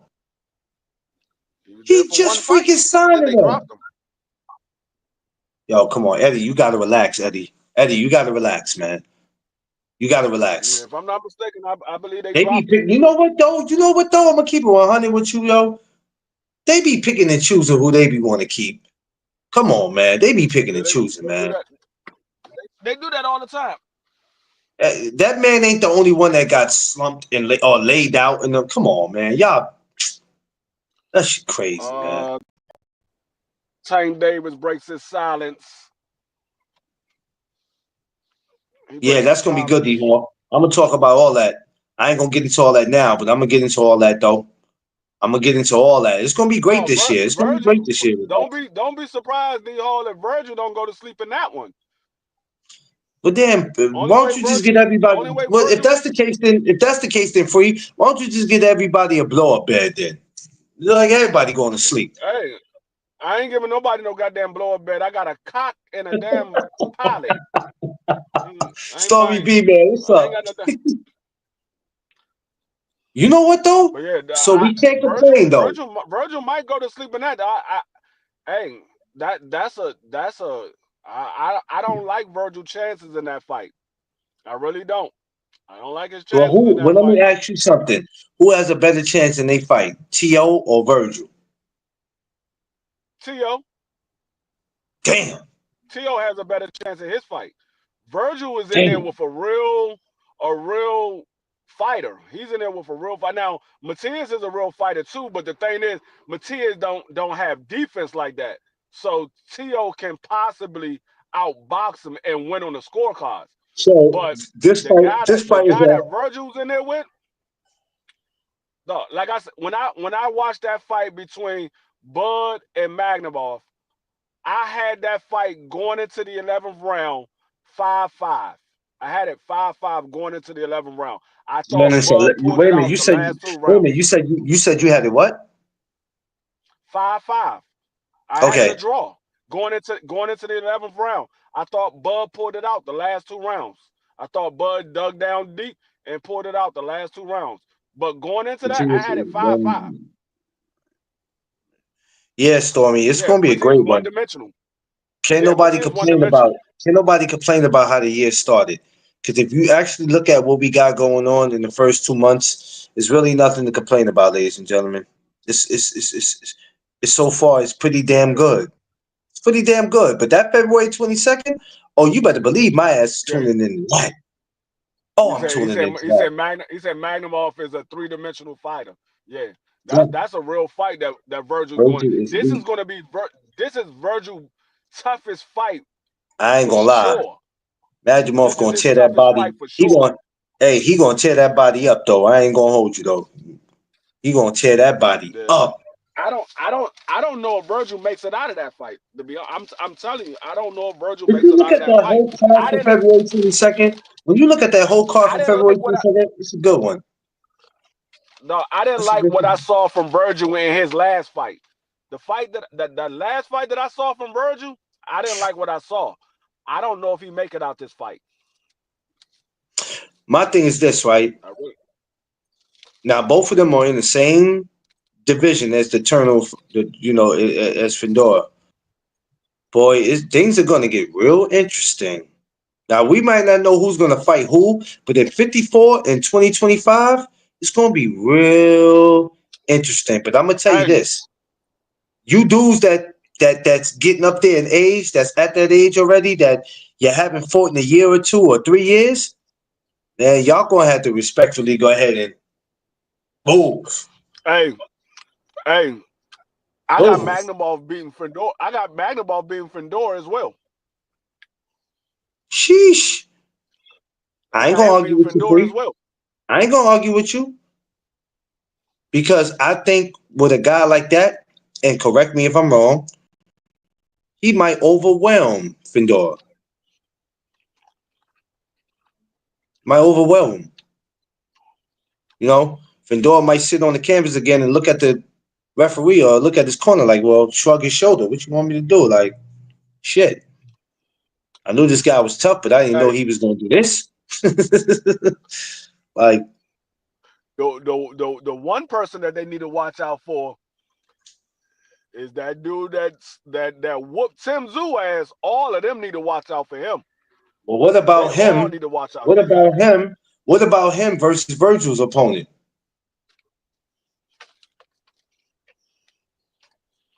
Mm. What if it They came was down they to they was what if it came down to that? they was scheduled to fight. They canceled the fight and put Virgil in with Magnabov. They was But I'm scheduled to saying, fight. so what if this year is on? Who you rolling with if it ends up being like that? I don't know. That's a 50-50 fight. I don't know. Yeah. But you know you gotta I pick a go with you gotta pick a winner Backroom. though. I go with Backroom, but I don't know. I don't know. The other guy's the Terminator and No RoboCop. Backroom. No, that dude.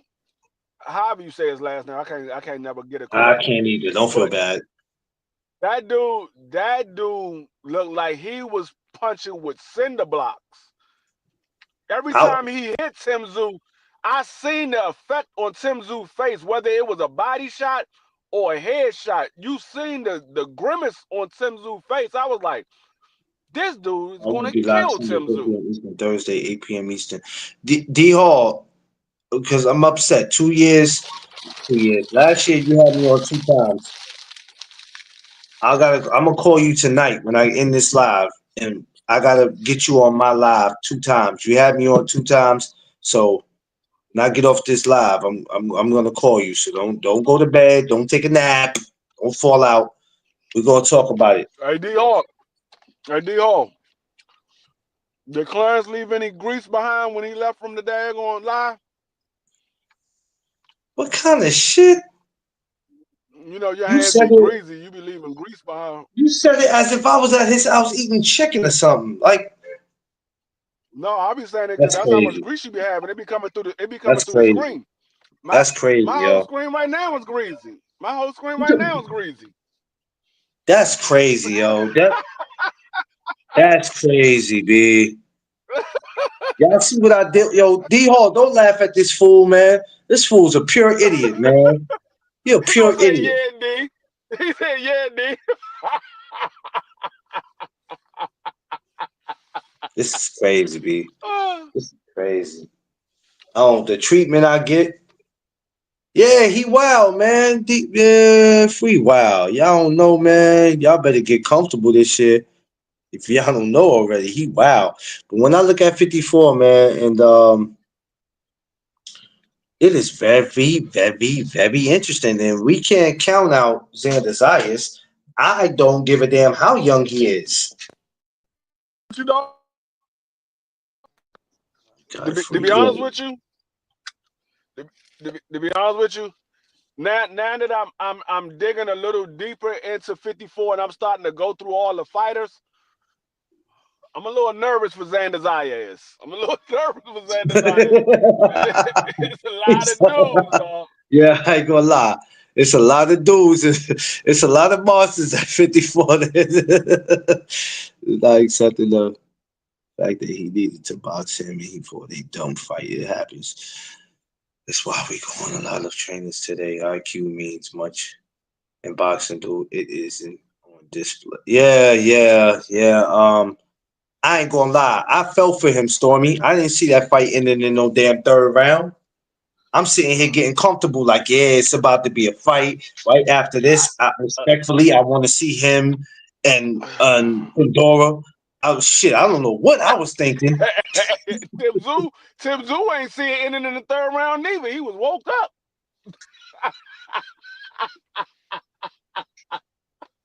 That man was beating the brakes off of Tszyu. I was like, God. It's gonna be a good Black History Month, my birthday, Mardi Gras, good fights, lineups. Yeah, it is gonna be a great month. It definitely is gonna be. It definitely is. And I'm sitting there like, brakes off the Tszyu. I'm sitting there looking at it in a way versus Sam Goodman, January 24th. Damn, if I can get up and watch that, I don't know about it. I was sitting there yelling at my TV screen, "Fight back, Tim! Fight back!" Look, I give it to Tim because he kept trying to he stayed getting his ass off the canvas though. I said, boy, that's one tough customer, man. Because at some point I would have stood on one knee and just let the referee count. I ain't about to keep taking this. And they was looking like he was looking like Big Baby Anderson out there. Every time I turn around, he was getting up off the canvas. I was like, I said, I ain't gonna keep taking these ass whippings. Ernest McClain, you a box, fight a boxer, go against the grain and lose your. Yeah. But I'm sitting there, Stormy, like though I wasn't sitting there as a groupie or a fanboy, but I was just like, okay, let's see where this go. And I'm figuring, even if dude did good, if he did do good enough, I'm like at the end of the fight, just because they want to see him and Fedora again, they'll give it to Tim. No matter how good dude did. I think dude, even being skillful the way he was, knew that. It was like, nah, if I don't go in here and do exactly what I'm supposed to do, they'll take it from me. Just because they want to see him and Fedora go again. I have to prove a point. That's what he did, Stormy. He proved the point. And it's not to take nothing away from dude. Dude proved his point. He went in there and boxed a hell of a bout. Okay, yeah, I got you right. Got you right now. In a minute, y'all, I'm gonna be doing something I ain't supposed to be doing. And that's probably putting the link in the chat. Psych, I'm just playing with y'all. I'll never do that. Not these crazy fools out here. All right, Stormy, I got you.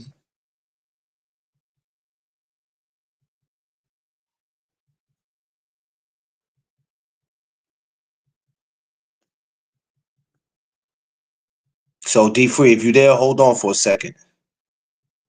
Hold on for a second.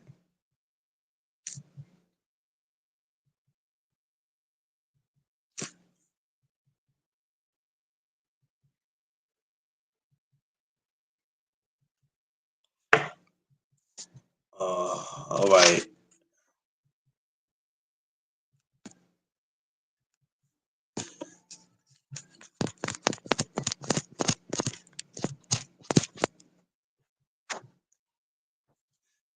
All right.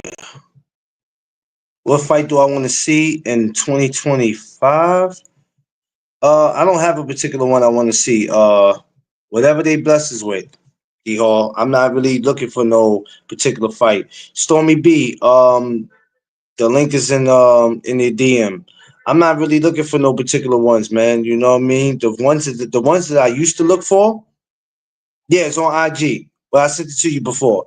Whatever fight they give us, D Hall, two things I could do about it. I could entertain it or I could not watch it. So I really don't have a fight that I really want to see. I'm gonna be honest with you. Well, probably this one. I might want to see Earl and him if it happened, but if not, 54 is so interesting.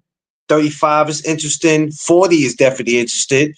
Maybe seeing Hitchison Richards maybe against Tszyu, maybe against Matias, maybe the winner after this, he can meet them. Maybe that. Because them fights are really more realistic to happen. So maybe one of those. I'm looking forward to seeing maybe Usyk and the bar again. I want to see that, because then maybe the winner of that, we have to see with Martin Bacoli. We have to see where he fits in that. So it's a few interesting things for 2025. But I don't have a busload of stuff I want to see this year, because you don't want to get your hopes up and then none of it happens. Stormy B Man, aka the Sensei, my brother. Hey, what's good, man? How you feel? Listen, I'm here. I'm talking boxing, the sport I love. I cannot complain. I know that's what's up, man. That's why I just come back in from had went out for dinner and come back in and saw that you were on. Okay, thanks for joining.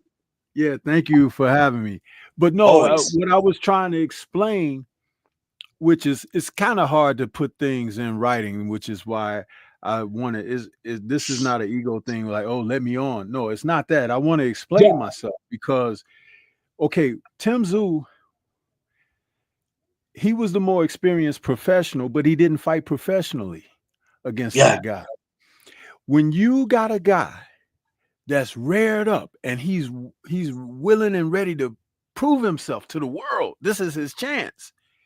You're supposed to take that away from him by not giving him what is his best assets. And what Tim did was played right into that man's. I saw it in the first round. It's like he hit Tim with a couple of shots, and the dog in Tim was like, "Oh, I'm not gonna let you do that to me, young buck. I'm coming back." But it wasn't to Tim's advantage to do that because he didn't know enough about what the guy had. But even making it back, which he almost didn't do, to the corner at the end of the first round, his people were supposed to tell him, settle down. This is a 12-round fight. He trying to get you in the first few rounds. Don't let that happen. You take him late and take him out late. Yeah. I'm going to give you an example. Just a few fights ago, what's his name? Subriel Matias had a guy that he fought, right? Remember that guy that had those knockout punches, knockouts? And he was noted as a knockout guy, but he had never been past, I think, 6 or 7 rounds. And so Matias went in there and he let that guy burn himself out. He blocked a lot of shots. He covered up and everything. That Shohan Ergachev guy. Yeah. And as soon as the guy started to get a little winded because he was throwing everything hard and everything, then Subriel, his experience kicked in and was like, okay, he tired now. So now I'm going to start banging him back, banging him to the body, bringing the shots up and under. Then I think it was in the 5th round or the 4th round, he hurt Ergachev with something, but he didn't press the gas. He just kept working methodically and had him out of there in the 6th. Got rid of him. But it made Subriel look real good, right? Because he ended up stopping this guy who was a knockout puncher. But it wasn't so much of that because Ergachev, he had 21 knockouts. You know what I'm saying? He had been a guy who was getting people up out of there. And let me just say, that's where experience works for you. Now, Tim fought with his nuts, and there's a time to show that and a time not to. And like I said, I blame the corners a lot of times because this is how you know when a corner is either working most effectively for you or if they really don't know their way and they're kind of, you know, they're feeling their way through the process. But you need people, and we're talking about at the championship level because the titles were on the line under these circumstances. You're not there to get blown out. You're not there for that. You're there to be a professional. You're there to put on a performance. And of course, you're there and your objective is to be successful and win. But you don't always win by, shout out to Ben Davison, rolling the dice. Huh? You don't. Because you could crap out. Am I right? Yeah. Yeah. Yeah. Yeah. Now, if it's like the 11th or 12th round and the fight is real close and they saying, man, I don't know, they might have him ahead. There's nothing wrong with going for broke at that time because Yeah. you've come someplace, right? You come from someplace. But in the first couple of rounds, you out there, you trying to, and you would never noted as Mike Tyson or anything. So come on. And this guy was never noted for going the distance. So where's the logic? What makes the most sense? You put this guy into unfamiliar waters, or he bring you in, and like they say, when a drowning man can, even though you could swim, he can make you drown too. Yeah. It was watching that fight, I was just like, oh wow, damn. And my wife was like, it's over already. I was like, yeah. She was like, I was just getting comfortable. And I'm like, yeah, well, me too. We did. I mean, 50. You know what? I mean, some of the most embarrassing stuff about that, when he did his post-fight interview, not in the ring, but when they called him like later and he was like in the locker room or had showered already and everything. And they were, Tim, what happened? And he had this befuddled look on his face. He was like, man, I don't know. I'm still trying to figure that out. You don't know? I know. I just explained it to you all. Why would he be even of that frame of mind if his people have prepared him properly? Do you understand what I'm saying to you? Yeah, because I was kind of confused when he said that, and I'm like, huh? This is the second fight in a row that they let him down. He should fire those people. Yeah. He should fire them. They should have stopped the fight when he had that bad cut on his head, and he still could have bowed out and possibly got the win. Yeah. Because he was ahead at the time that the cut happened. But no, they kept, for whatever reason, trying to push him through the dude probably lost a pint of blood that night. Yeah. A lot of blood. And his title against a guy who was scared to death. Yeah.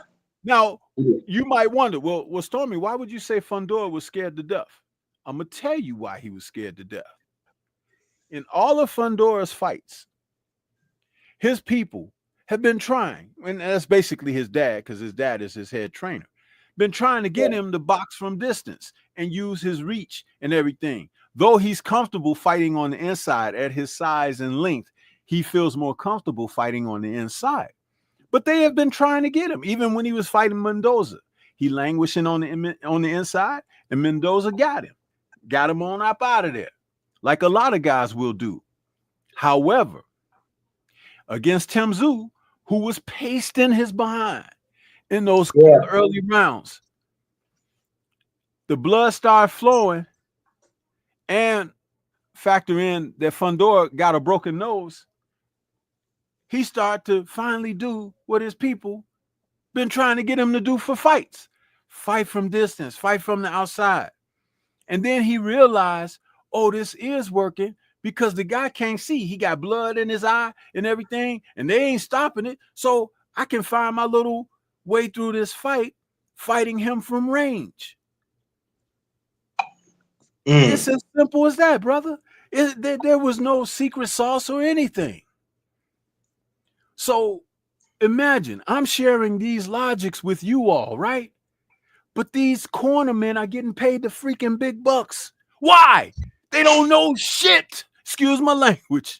Sorry, it's very frustrating to sit up there and watch fighters with these kind of morons in their corners, man. Really? I can go and work a fighter's corner tonight and help him. These guys are in the gym with these guys every freaking day, and they ain't learning a darn thing. No. It's almost insulting to the intelligence of someone who can understand the X's and O's of boxing. It's that simple. And that was a lot for me to put into a text. So that was I'm glad you did, because my next question is You know, I had been wondering what was going on with this whole Fundora and Spence. It's just something that came across my mind, and I said, you know what? The question is not what happened to the fight. The question is, where did it go?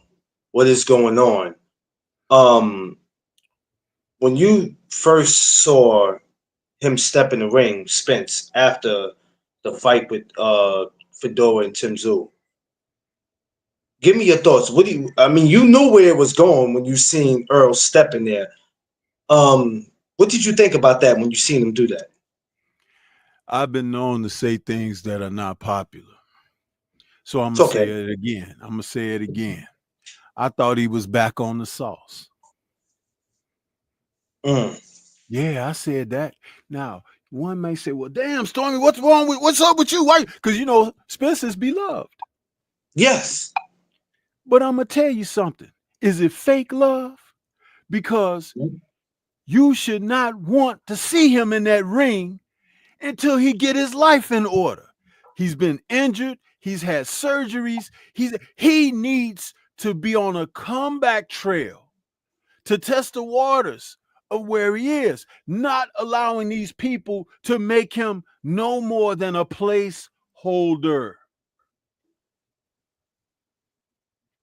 He's held up this man's career and the division. And they haven't fought yet, have they? No. And what month was that when he walked into that ring? And as far as you know, he ain't even with Derek James no more, right? No. So we don't No. even know who he's training with. Not that he has to tell us, Yeah. but there's no training camp. There's no preparation. Now you hear them talking about money all the time. Yeah. But if you really wanted your career back on track, money is really secondary. It really is, because you're going to get paid something. But where is the objectives? Where is the aim? So right now, you just held that fight up from Crawford or anyone else who could have contested for that title. And Fundora definitely wanted to fight somebody, but even he and his people were on a different page on who he could fight or who he should fight next. Yeah. And now it's turned out that he's fought nobody. And the last I checked, when I asked when was that when he stepped in the ring, when Fundora last fought, that's been several months ago. So Yeah. they're no 30th, closer to a fight today than they were then. I believe that was what the 30th of March, was it? I don't give me the line because I don't remember the I month. think it was that. And if it was that long, you're talking about almost a year. Exactly. And he was out well over a year before that. Yeah. So why are we even talking about him? Why? Talk about the guys that are active. Talk about the guys who got something going. Irons in the fire. And that doesn't mean I got anything against him, but I'm talking in favor of him. You know, we live in an age where people twist things for an agenda. I have no agenda. I want to see the man at his best. But I can tell you right now, against whoever he finally gets in the ring with, he's not going to be at his best. There's been too much ring rust. Too much. I watched far too many careers to understand how that works. And guess what? Father Time is undefeated, brother. Father Time is undefeated. How old is he now? And what age was he when he last fought? And there's been no activity. And working out in the gym is not activity. No. That's not fight shape. So when I said, when you asked me, what did I think when I saw that? And I said, I thought he was back on the sauce. That was me being sarcastic. But you got to be a little goofy and got some screws loose to think that you just gonna walk in there and be like, yeah, man, I want you next and all of this, but you ain't did nothing to put yourself in that position to be ready for that. The man just finished the fight. You understand? So he ready. But he has this mindset of too that I don't take tune-ups. So I want the best out there when I come back. And I'm like, Well, let damn, me say this about that. His last time you saw him in the ring, though he don't like tune-ups, who got tuned up? he did. And Yeah. I don't You even see? agree with No. Listen, Clarence. And I'm using wit along with fact. yeah. There are people who have said that even going into that fight, he might have had an injury, something might have not been right, or whatever. I don't care about any of that. But he showed up on that night, and he took forever to say, okay, I want to exercise the rematch clause, right? Yeah.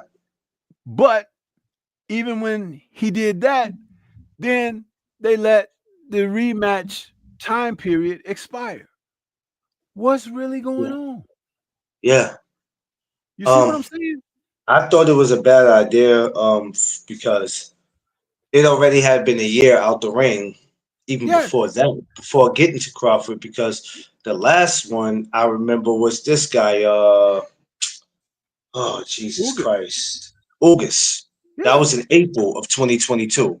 Yeah. We never seen him come back at the end. If at least if he would have came back the end of the year and fought somebody else, and then came into 2023 and started it off and say, all right, Crawford, he People just got jumped. mad. People got mad when Crawford left the negotiations and went and took a fight. But at Yeah, least he got a fight in, didn't he? he sure did. Now, remember, they were trying to get Errol to fight one time, Thurman. Yeah, And he kept saying, I ain't fighting him. And he had like a real diva type mentality about why he didn't want to fight him and everything. But that would have served him well to fight Thurman, get rid of him, and then have got a fight in. Now you on par with to go on in there and face Crawford and everything. But yeah, because you let your ego get in the way of things. Yeah, he may not have wanted to fight you when he had the title and everything, but he was afraid to lose what he had. But you weren't afraid to lose what you had. You were just being, bitter. yeah, But look yeah, at what happened sitting there. It's like it's ridiculous.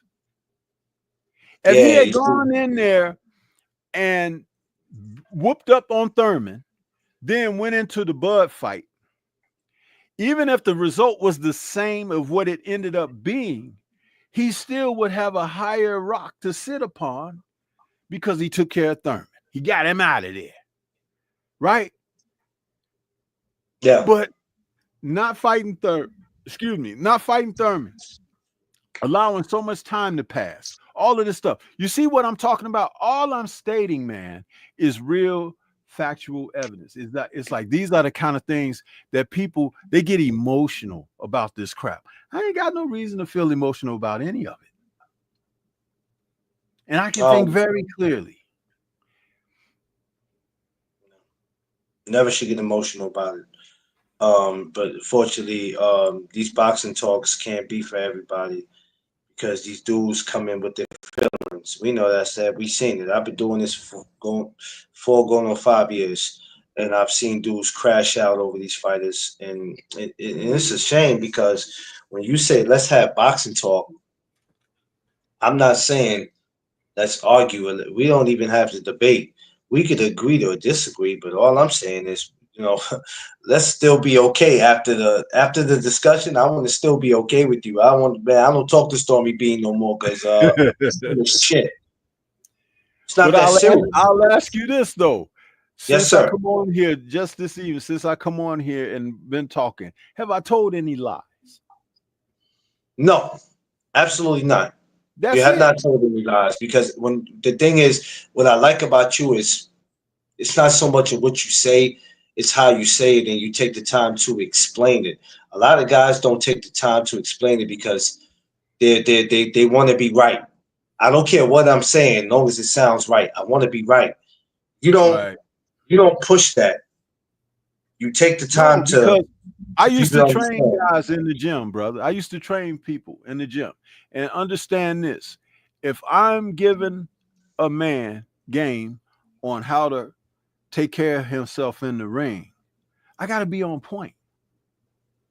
Because if I'm giving him something that's ineffective and not working for him, then I'm doing a bad job. Yeah. And if I have the right frame of mind, my first notion is to protect the best interests of the fighter that I'm working with. That's why when you hear me talk about these things regarding fighters and their trainers and everything, I am very particular about what I say and how I say about things and how they play out. Because you can get out there and have a guy that does his best, perform at the peak of what his capabilities are, and he could still suffer a loss or a setback or whatever. But at least you know that you sent him in that manner.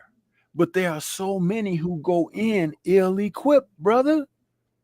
One of the things that I talk about often is, like, I talk about being in school and being in life. It's like, you ever remember when you was in school, there was always somebody that didn't bring all their school books or their supplies and all that, and then they want to bum off of you, huh? They want to bum the homework assignment off of you, the test exam answers off of you, your paper, your pencils, your pens, huh? Your notebook, your subject books. They want to. It's like, man, we're in the same classroom. Leave me alone.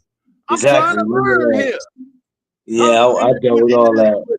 But this is the whole truth about what I just said, Clarence and chat. Those people I just talked about that you saw in your classroom, just like you, they one day become adults. Mic drop. Mic drop. And you see them out here. So when you see the insufficiencies, the inadequacies, all of that, know what you're looking at. That's that guy that was in your classroom. Damn. Makes sense, don't it? Damn it, Stormy B. Damn it. See how I rationalize that? It's like, dude, come on. And when I was working with guys in the gym, I would tell them things like this, and they'd be like, damn, man, you giving me something I ain't even think about. I was like, I'm supposed to. That's why I'm sitting here like, damn it, man. Damn it. You're going to have me sitting up here, and my wife going to be like, what's wrong? Just think about something that Sensei said. Never mind me. I'm in my own world. That's something heavy, man. Wow. Yeah, ain't nobody ever came up here and put it to me like that, though. That's got to be the first time. And I've heard people say a lot of things when they come up here that made me sit and think. That's something that's probably going to make me think for the rest of this week. Yeah. Shit. Yeah, that's definitely the smoke. What's up, man? Yeah, that's man, damn, man. But see, that's also good, too, to put it that way.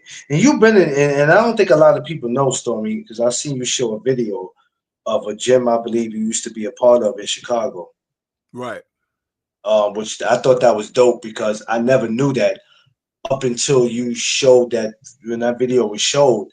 That video does that gym still exist? Yeah, that gym still exists. And I have more video that I could show, but I have to transfer because I've got tapes from my camcorder where I used to film our training sessions and stuff, but I'll need to transfer those tapes to like a disc or a hard drive. I don't know how to do all that stuff, but I've got tapes of my gym sessions and stuff with guys training in the gym and stuff, tournaments where I had guys in the Golden Glove tournament and stuff. I got tapes, but it's like I don't know how to do all that transfer and stuff. I'm not the most technical savvy guy when it comes to that kind of stuff there.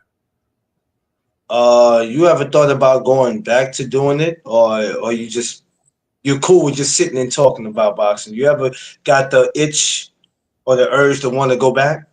I'm not in the mind space for doing that, and I'll tell you why. because there's a lot of disloyalty in boxing, and I don't want to stress myself with people who have poor character and things of that nature. And I've been stopped from working in the gym like over 15 years now, maybe a little bit longer. And there was a time when I walked away from boxing when I stopped doing that. I stopped watching boxing on TV and everything. And it was coming online that got my interest back in it when I started running into brothers that were having boxing channels and stuff. And that's why I talk about 78, because 78 is a huge motivator for me and brought me back on track for that. But I had left it alone because I could see where society was going. And it's like, you got a lot of people, man, the disloyal. You see it online now. You can see, you know, one moment people are your road dog, and the next moment they stabbing you in the back and everything, talking about you and all of that. Like, really? Yes. Where are the stand up and accountable people at? And even when they know somebody is wrong, they might be talking about you to them, and they might be cool with you. They might not even say nothing. And that's okay if they don't want to spread drama. But if they don't want to look out for your best interest and keep you from harm, then they're actually adding to things. Because they say, hey, brother, let me just say it to you like this. You might want to move in a different direction. Because that'll put something on your mind and have you thinking, okay, let me, you know, cut losses and, you know, shrink the ground that my feet are on. But no, because people like drama. You ever been driving in traffic and the traffic is built up and you're like, damn, what's going on? Usually when I go down this road, you know, I can go on through there. Well, you're going down the road, but you get to a certain point and you see there's an accident that done took place. Just a fender bender. Then you realize you pass that accident, traffic is flowing normally again. What the hell? Why was everybody stopping, looking at the fender bender, trying to see if there's going to be a fight, trying to see how bad the damage is and all of this? You ain't no doctor, police officer, or fireman or mechanic that could get the car going and get it out the street. You just want to see if something bad happened. Instead of just, it's a disruption in the traffic. Let me get on through here so I can get on home. No, they stop and everything. And it's like I said, you be 10 minutes trying to get past that point. That's our society now, bro. That's our society. Everybody stopping, pumping the brakes, looking at their phone, taking pictures with their phone, taking selfies, eating chicken, everything. Except for getting on down the street or getting the hell out of your way. Yeah. I've been saying it the last 2 years, and last year I said it a lot that I found out who was who. I found that out. I found it out the hard way. But that's also why I moved. If you notice, why I moved the way I do, and a lot of things I'm not a part of, is because I said, you know what? I'd rather you say I'm boring, and I'd rather you go ahead and just say my channel's trash and I don't know shit, but at the same time I'm being myself, versus me trying to be this person that I'm not because I'm looking to get likes and subscribers, and I'm like, I can't be what you want me to be. Like, I have to be me. So, you know, I always say that I'm not everybody's cup of tea, you know what I mean? So, but I stay out people's way, man. You know what I mean, Stormy? I didn't get involved in all this to be going back and forth with another guy on YouTube that I probably will never see him in person any damn way. Because if you're my friend and I call you my brother, or if I call you king, if I call you queen, it's because of respect. So if there's any time there's an issue, we should be able to pick up the phone and call each other. Like, I had an issue last summer where there was some people who lied to me and said some, hey man, you know, the LDBC, there's some people out there talking about you. I said, what, man? I ain't got a problem with those. Those are my people, man. I ain't got no issue with them. But guess what? I had 78 call me. I had Drew call me. I had Will call me. And when we got to straighten it out, it was like, okay, this wasn't what I thought it was, because now I'm at a point where I was ready to jump out the window with it. Like, okay, this is where we going with this. Like, I don't do nothing to nobody, but when it was addressed to me, I had didn't. That's when it really hit me that, oh, people out here are just messy, Yes, and they absolutely, don't bro. like you talking to what they call the ops. We don't like those dudes. We don't like her. We don't like him. So, we're gonna find a way to start some shit to make y'all uncomfortable. You You know what I see mean? that? And it's sad. And the worst part of that, Clarence and chat, is that most of us are out here with what you're saying. We just want to do quality content and talk our sport to the best that we can. Now imagine, I had people coming at me telling me, oh, the LDBC is using you. They making a fool of you or whatever. If anybody gonna make a fool of me, it's gonna be me. You understand? I'm Hmm. 60 years old. You think I got time for that kind of foolishness? No. And when I'm doing my content, I have become versed enough to handle the audience in a way that I know I can give them a little bit of something that's entertaining, a whole lot of the real me, and then share my knowledge at the same time. That's what you call an originator, huh? Because when I do that, I do it in the way that I do it. I'm not copying anyone. I'm not trying to take from anyone. I am only trying to give what I have to offer. Now, it may not be for everybody, but I can guarantee you those who have received and accepted have benefited from it and be better as a result of the experience. Yeah. Yeah. That means I'm doing my job. Yeah. You know what I'm saying? And I Yeah. ain't got time to talk about nobody else or nothing. I'm too busy looking at the road. Remember what I just said, the analogy that I gave about the traffic accident. Yeah. Because there are going to be traffic accidents. And Oh yeah.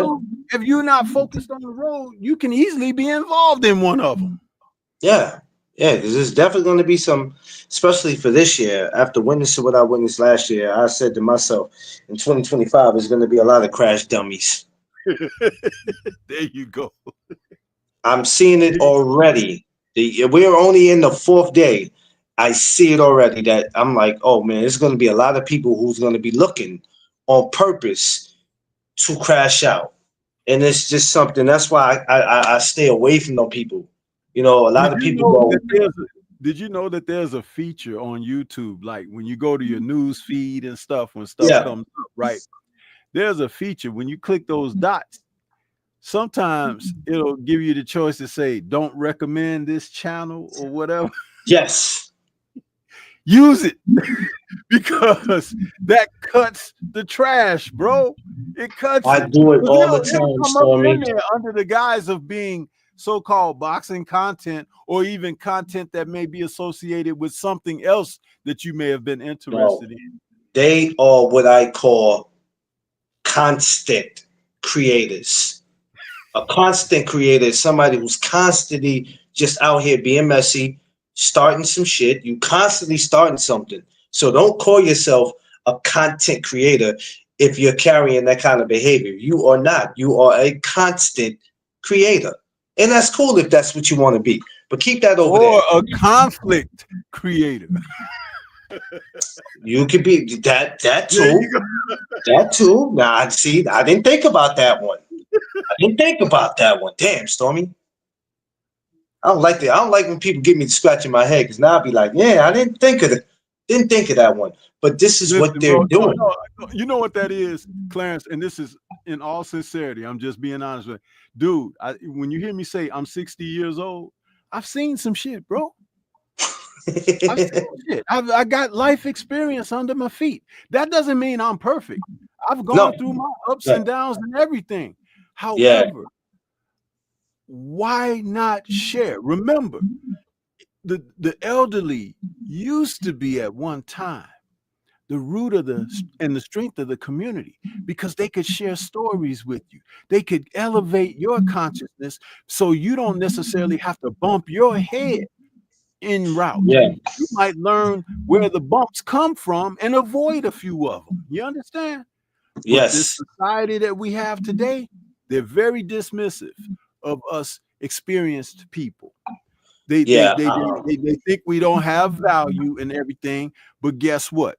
A lot of them end up in that place with the bars, in the hospital. Yeah, I tell them all the time. Or the graveyard. Huh? I tell them that all the time. Hey, and those places and spaces got room for you. You know what I'm saying? See, but this is why I also tell these guys on here, a lot of y'all are fathers, a lot of y'all are grandfathers. Conduct yourself.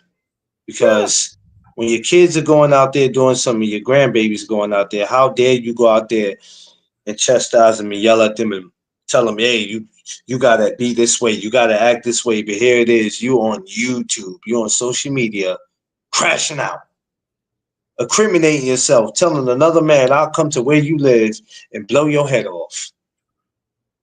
Over boxing? That's what we doing? Now imagine, go back to the question you asked me a little while ago. Do I get the itch or still want to do this? Yeah. Now, you see who you're talking about now? You think I want to be associated with them?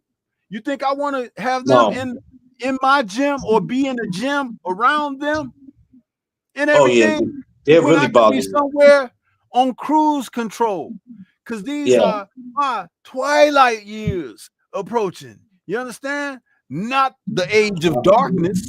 You understand? You know what? And I love it because I'm able to control my circle in the conversations of what I want to be around, because people think because you're involved in this, then you'll be. No, I get to pick and choose what I want to be around. So sometime I might talk about professional boxing this week, but then my lane is really amateur boxing. So a lot of times I'm up under them because they're the up and coming. So a lot of times people are like, what you think about this fight? I don't know.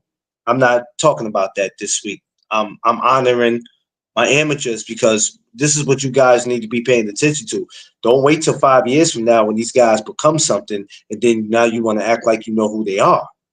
Right. I'm getting them now while they 5, 6 years old. Some of them are 21. I'm getting them right now. That's why a lot of these conversations, when it comes to professional boxing, I start to think, and I'm like, I really don't have to be a part of this, because I'm not fighting for these dudes.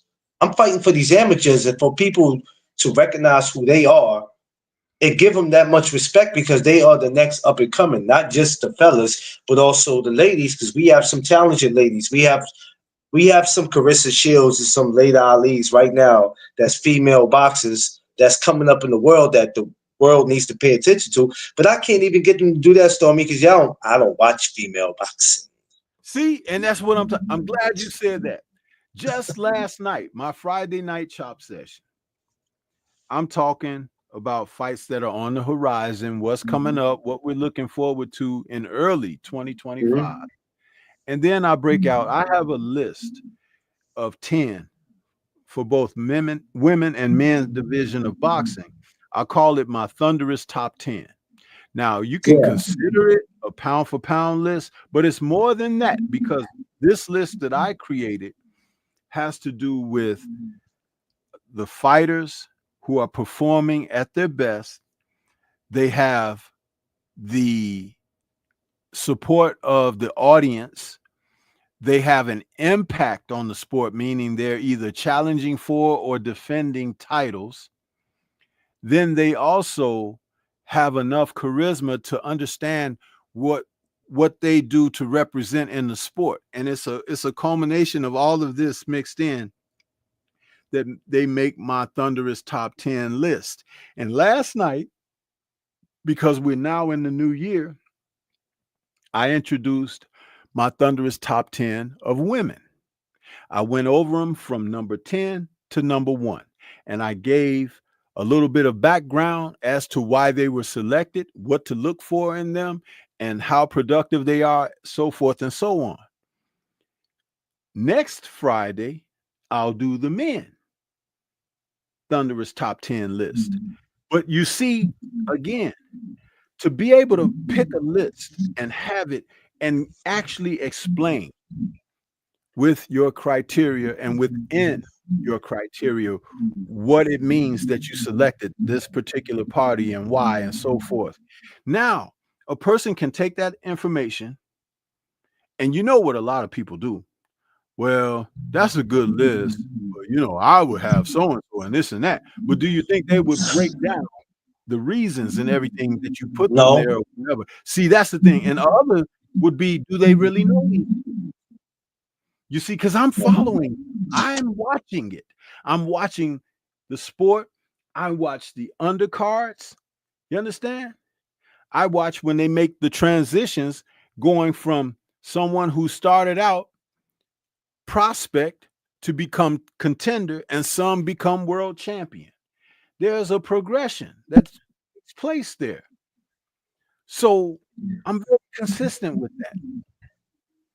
And it's not about picking who wins and who loses, but it's about the journey and quest of each and every fighter, because some of them go through places where they don't even make it past a certain point.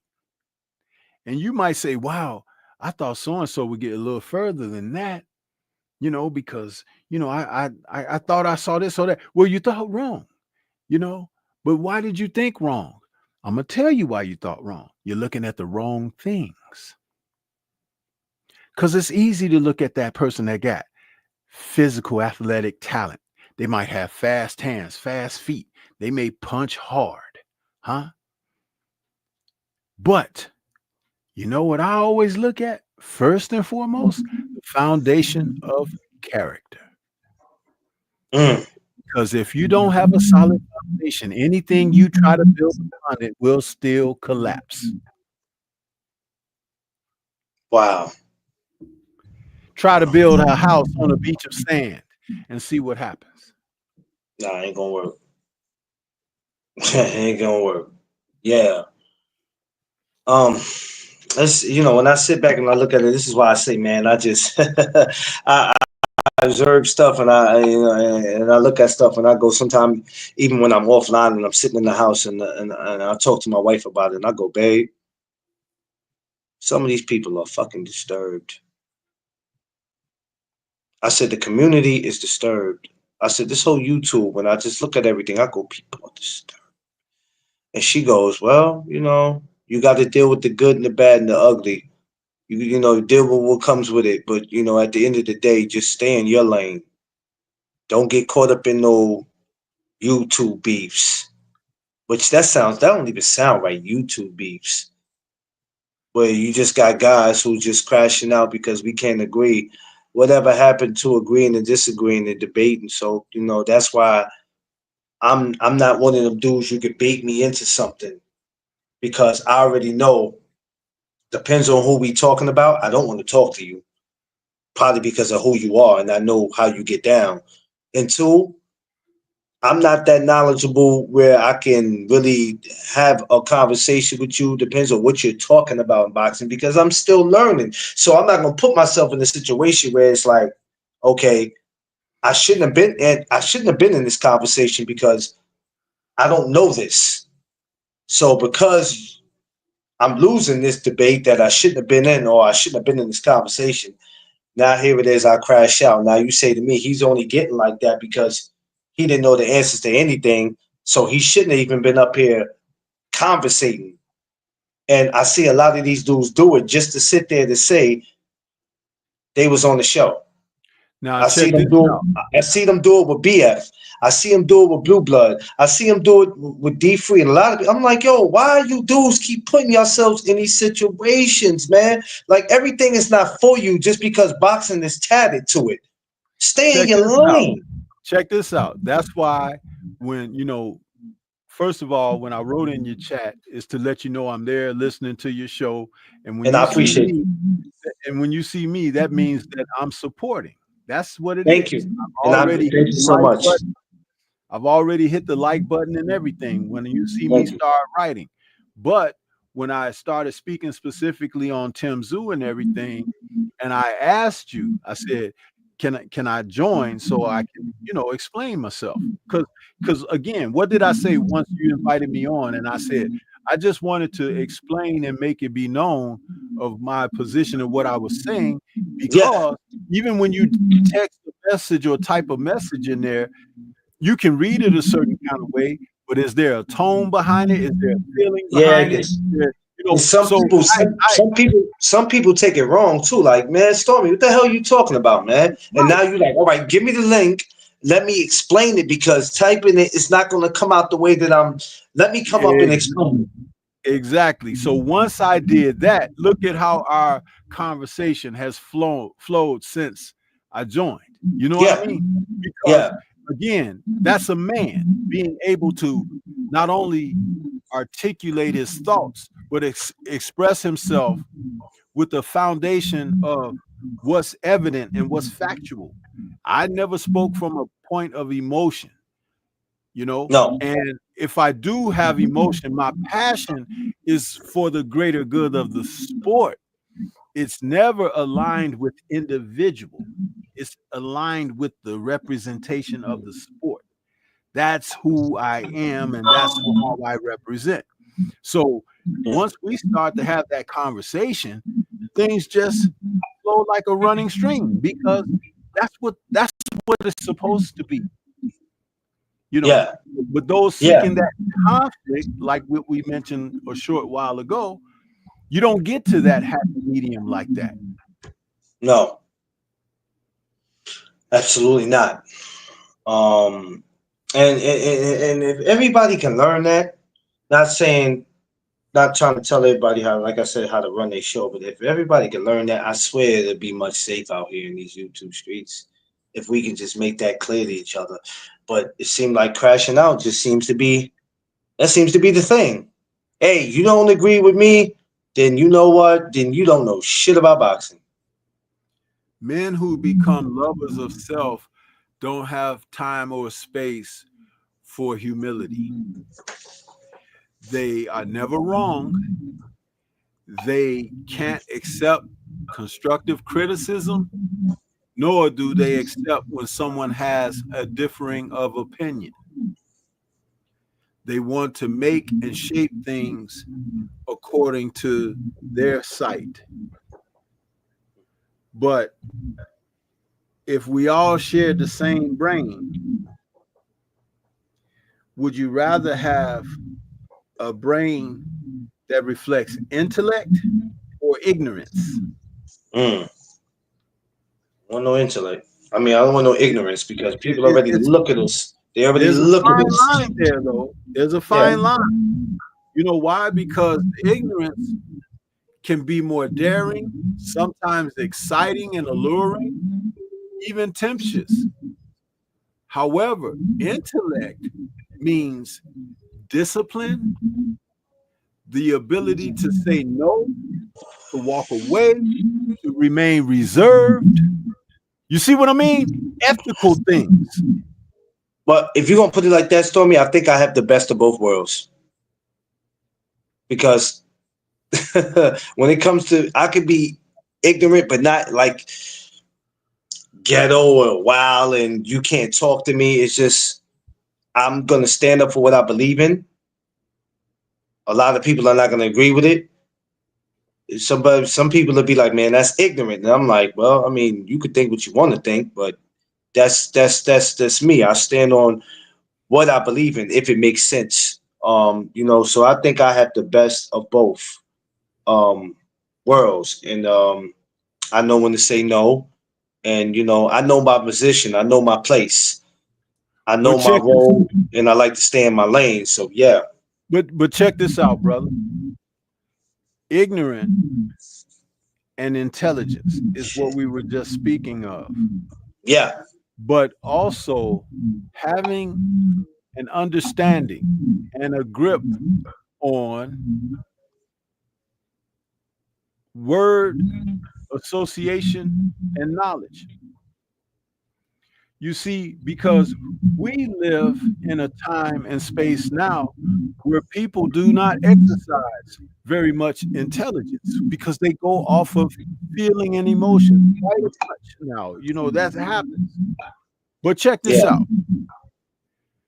The definition of ignorant means lacking knowledge or awareness in general, uneducated or unsophisticated. Mm-hmm. Okay? That's what ignorant means. But Yeah. people have adopted ignorance as a way of life. No. So lacking knowledge or awareness and being uneducated or unsophisticated, Yeah. discourteous or rude, ill-mannered, unmannerly, ungracious, impolite, all of that falls under ignorant, brother. Yeah. But you got people who have adopted that as a way of life. They have adopted Now, it. hold on. No, I'm correcting now because you said I think I got the best of both worlds. And I'm pointing things out to you because I want to help. Remember, when I'm out here on these space and places, I'm representing something that's even beyond myself because I am not one to just roll over and allow stuff to overrun us.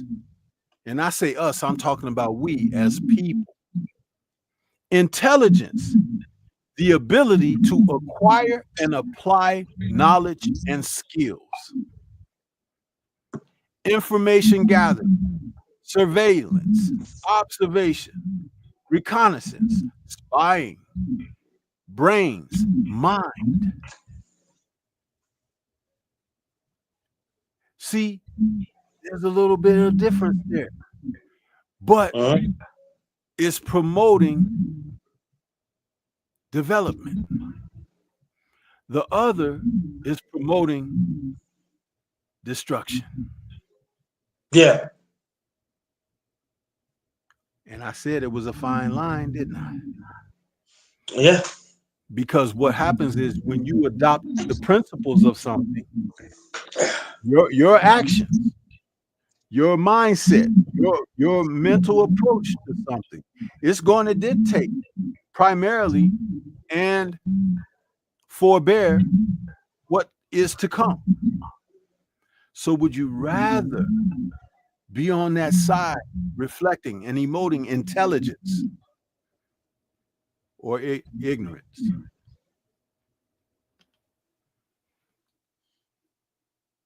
Yeah. It gives you something to think about for the viewers. First of all, what's up to everybody who's ever watching? Smash the like button on the way in, on the way out. Welcome everybody. Shout out to my guest Stormy B, man. Y'all seen him up here before, aka the Sensei. Um, and what I was saying about that, saying the best of both worlds, wasn't me just labeling myself that, but kind of how people would like to label me. You know, so when they say Don't worry about how not that I worry about that, but I get the chance to sit back and talk to people, right? And some of my points that I be going back and forth with people, and I could tell by their reaction of what they think of me, and I go, not that I care, I go, okay, that's what y'all think. So when y'all see me, not just as a black man, but as a man that stands up for what he believes in, even if the rest of the world is telling him he's wrong, you're crazy. But I was always taught that you know, you don't stand up for something, you'll fall for anything. But if that's how y'all want to look at me, I go, okay. I'm not claiming it, but hey, you know what I'm saying? Because some people saw me think that they got you figured out, right? People can say I've been on the live with Stormy for 3 years and I know this and I know that. And then it's that one day you just hit him with this and you like, Now they looking at you like shit. I didn't think Stormy would react like that to me. I didn't think he would say that. I thought I knew him. I guess I didn't. But why is it that if I put you in your place about something, all of a sudden now it's we thought we knew you? Like you have that happen to me. I mean, had that happen to you? Like when somebody will do that to you, and now they want to play the like you did something to them. Well, we thought we knew Stormy, but Jesus, I guess we don't. And it's like why? Because I'm sticking up for something that I believe in. I mean, if you don't know me as a person who sticks up for himself and sticks up for what he believes in, then you're right. Maybe you never did know me. Only when ethics, values are challenged or compromised. Because I do have a place where if you try to take me to there, I will tell you about yourself. Mhm. And it has nothing to, it's not personal like, hey, I'm fighting, I'm Billy Badass or something like that. Yes. But that's what a man is supposed to do. A man is supposed to set a precedent. You teach people how to be involved and interact with you. If you teach them to clown you, they will clown you. If you teach them to be disrespectful to you, they will do exactly that. Yeah. But if you mandate and demand respect, they will either do that or go away. Yeah. Because when they go away, now it's time to go entertain something else, huh? And take your trash somewhere else. Because I'm not the garbage collector. I do have a commode that flushes, huh? And you know what goes down that commode, right? Waste. Yeah. Yeah. Once you establish that, you're good. And you hold fast to that. Mm. Underrated. What's up, brother? Yeah. Life's a trip, My man. You brother know what I'm right there. saying? Yeah. Life is just a trip. So a lot of these things I sit and think about, and being a content creator actually made me be a better man too, because it taught me some discipline. It took me a while to. There's still some things I struggle with now. Don't get it wrong. I'm not perfect, but I don't know. It really helps me to deal with life too, man. So because a lot of these situations that we see on here, I find ways to, like I said, I find ways to block them all out, and I'll be like, look, this is what y'all doing today, and this is what I'm doing over here. And when you try to come over here with it, I'm like, go back over there with it, please. I'm fine where I'm at. I'm fine having this conversation, and please, go over there, man. People go. Clarence is he likes to be the peacemaker, and I go. It's not so much about being a peacemaker. What are we here for? Besides just being a boxing fan, what are we really in these YouTube streets for? What do we have channels for? Some of y'all focus on just being monetized. Some of you just focus on making money, and that's cool. All that is gonna come with it. Because one thing about us as black people, we know how to make money. We're gonna do that. Rather if it's in the negative way and the positive way, but we want to make it in the positive way to keep us from going, to a place we don't want to be, or some of us been before. But so we have to keep in mind, what do we really do this for? And I hear a lot of people give me some answers that's not valid because I like boxing. It's not a good enough answer. Oh, I don't want to work for nobody anymore. All right, that's cool. Neither do I, but that's not a good enough answer. What's your reason? Like, I've never really got a real reason. You know what I mean? Of why cats are on here doing this. Because long as you can remember why you're doing this and what brought you on here, there's no reason. You don't have no time to crash out with nobody, Stormy. You ain't got no time to every time somebody say something, now you got to DM them about what they said, or you have to go to a channel and see if they sneak this in you. Like, you don't have time for that. You don't have time to sit in front of the camera and go live for 2 hours talking about this person because you're trying to respond to what they had to say about you. Where are we getting by doing that? Because now you're making the problem worse than what it is. And then we all sound like fifth graders. Well, he started first. I never said nothing about him. He started first. Okay. How do we make somebody that think they're somebody feel like a nobody by not responding to them? Because they have no, once nobody's listening to them or the person that they're talking about is not responding to them, where does that leave them? Where does that leave them? It makes no sense when you take the time to really think about it. So when I looked at 2024 and I seen how dudes were crashing out, dudes that I thought were friends, that I will watch, I went from watching them be on a live with each other maybe 3 or 4 days a week to saying, yo, man, don't go over there, subscribe to him, or they're a bunch of chumps, or this person's this person's that. If I see you in the street, you know what it is. What are you talking about? We don't even live in the same town. What are you talking about? We're like 3,000 miles away from, and you don't, this is another thing, Stormy, you dudes don't go to no fights. What are we talking about? I ain't seen you dudes put in no credentials to go anywhere. So where's all this Mike Tyson talk coming from? What are we doing?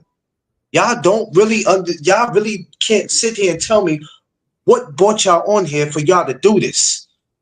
I think, Stormy, a lot of these dudes back in school were never popular.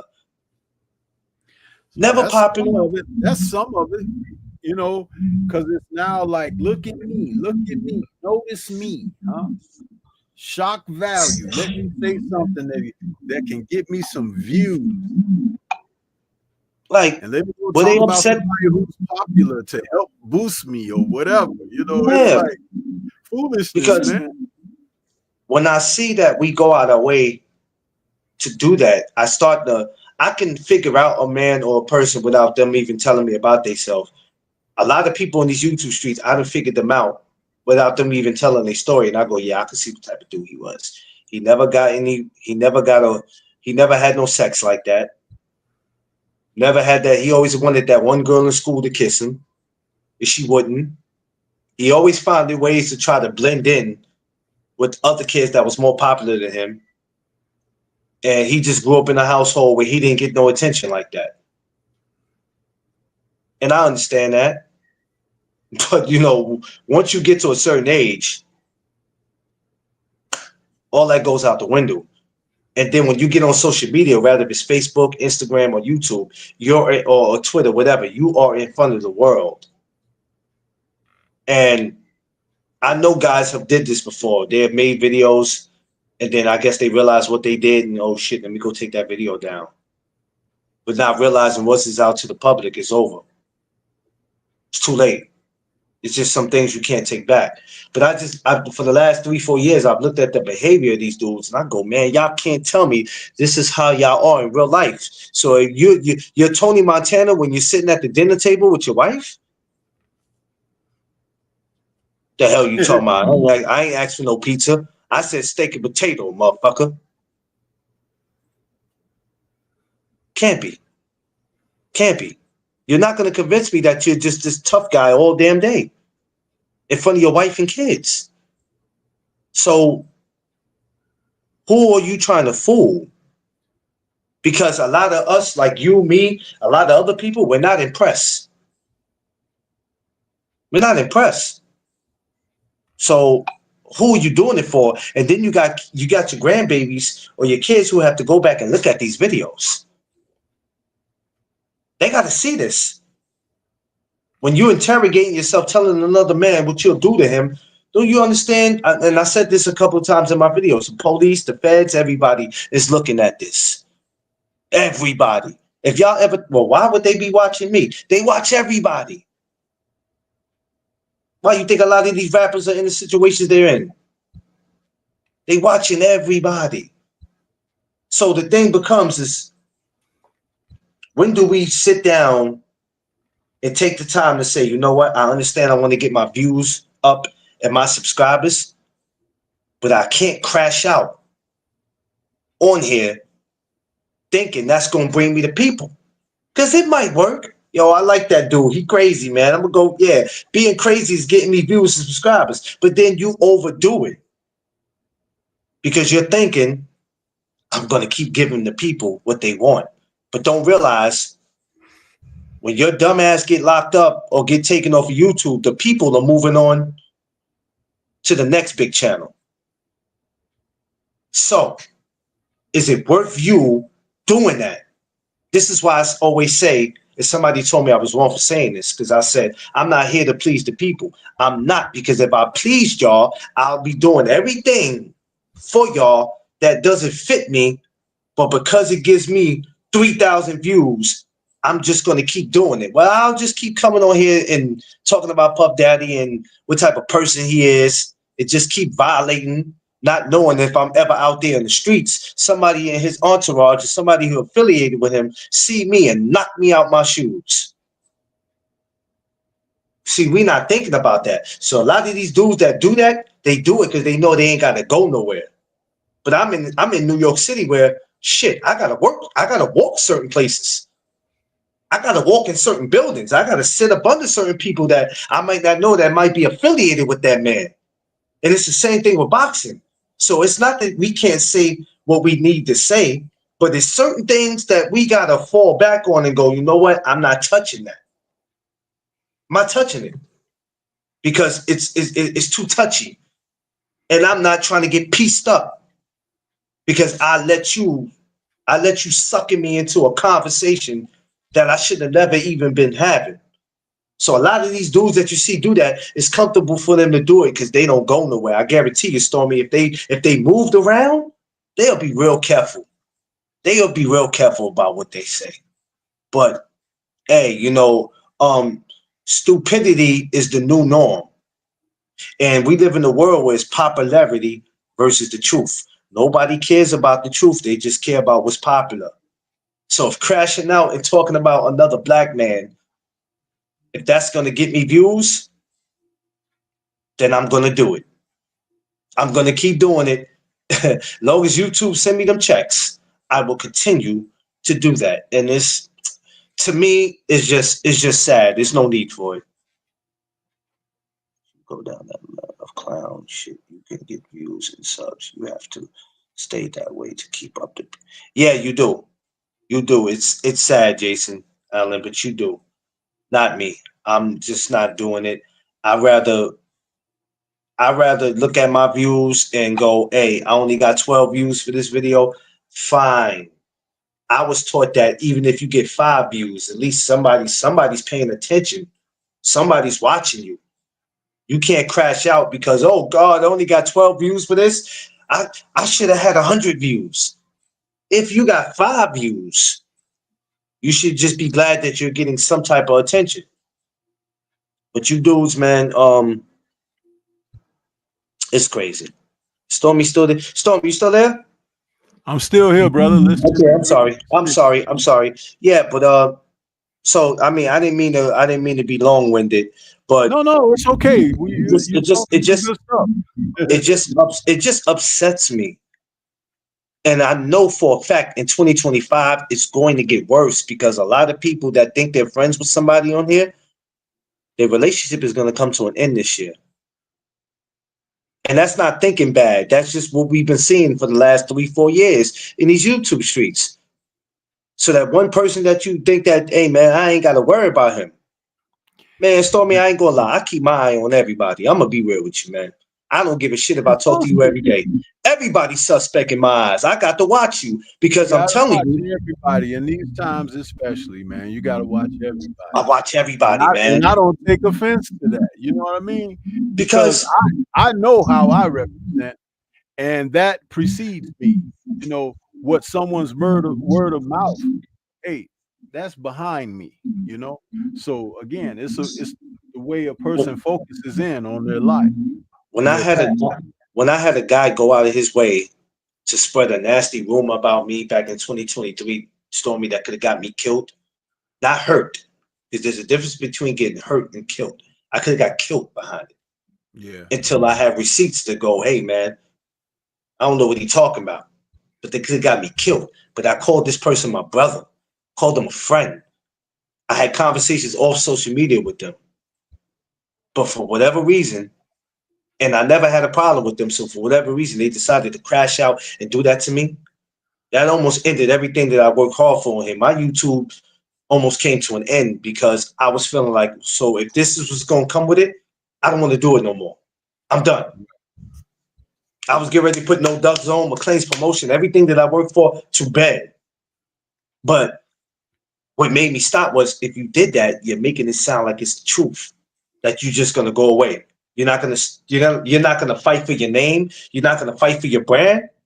If you just go away that easy, and I could have fought for my name and my brand, it still went away after that if I wanted to. But I was like, you know what? I only would be doing not what just he wanted me to do, but probably a lot of other people would just love for me to just go away for whatever reason. And that's okay. You can't please everybody. I'm sure people look at you, Drew, 78, a lot of y'all, and be like, man, I wish these dudes just fucking disappear. Like, just go away. You know what I'm saying? You got people that just wake up mad. They wake up in the morning and see BFTB in their mirror. Oh, just go away, dude. But it doesn't work like that. It doesn't work like that. You know, and if you guys would just go away, man, it'll be like the Knicks winning the championship. They'll be out here having a damn parade. Because that's what they want. But I'm not here to give you what you want. So the more you guys fight for what you believe in and you keep doing what you do, I mean, you're going to gain more haters, but that's just something that comes with it.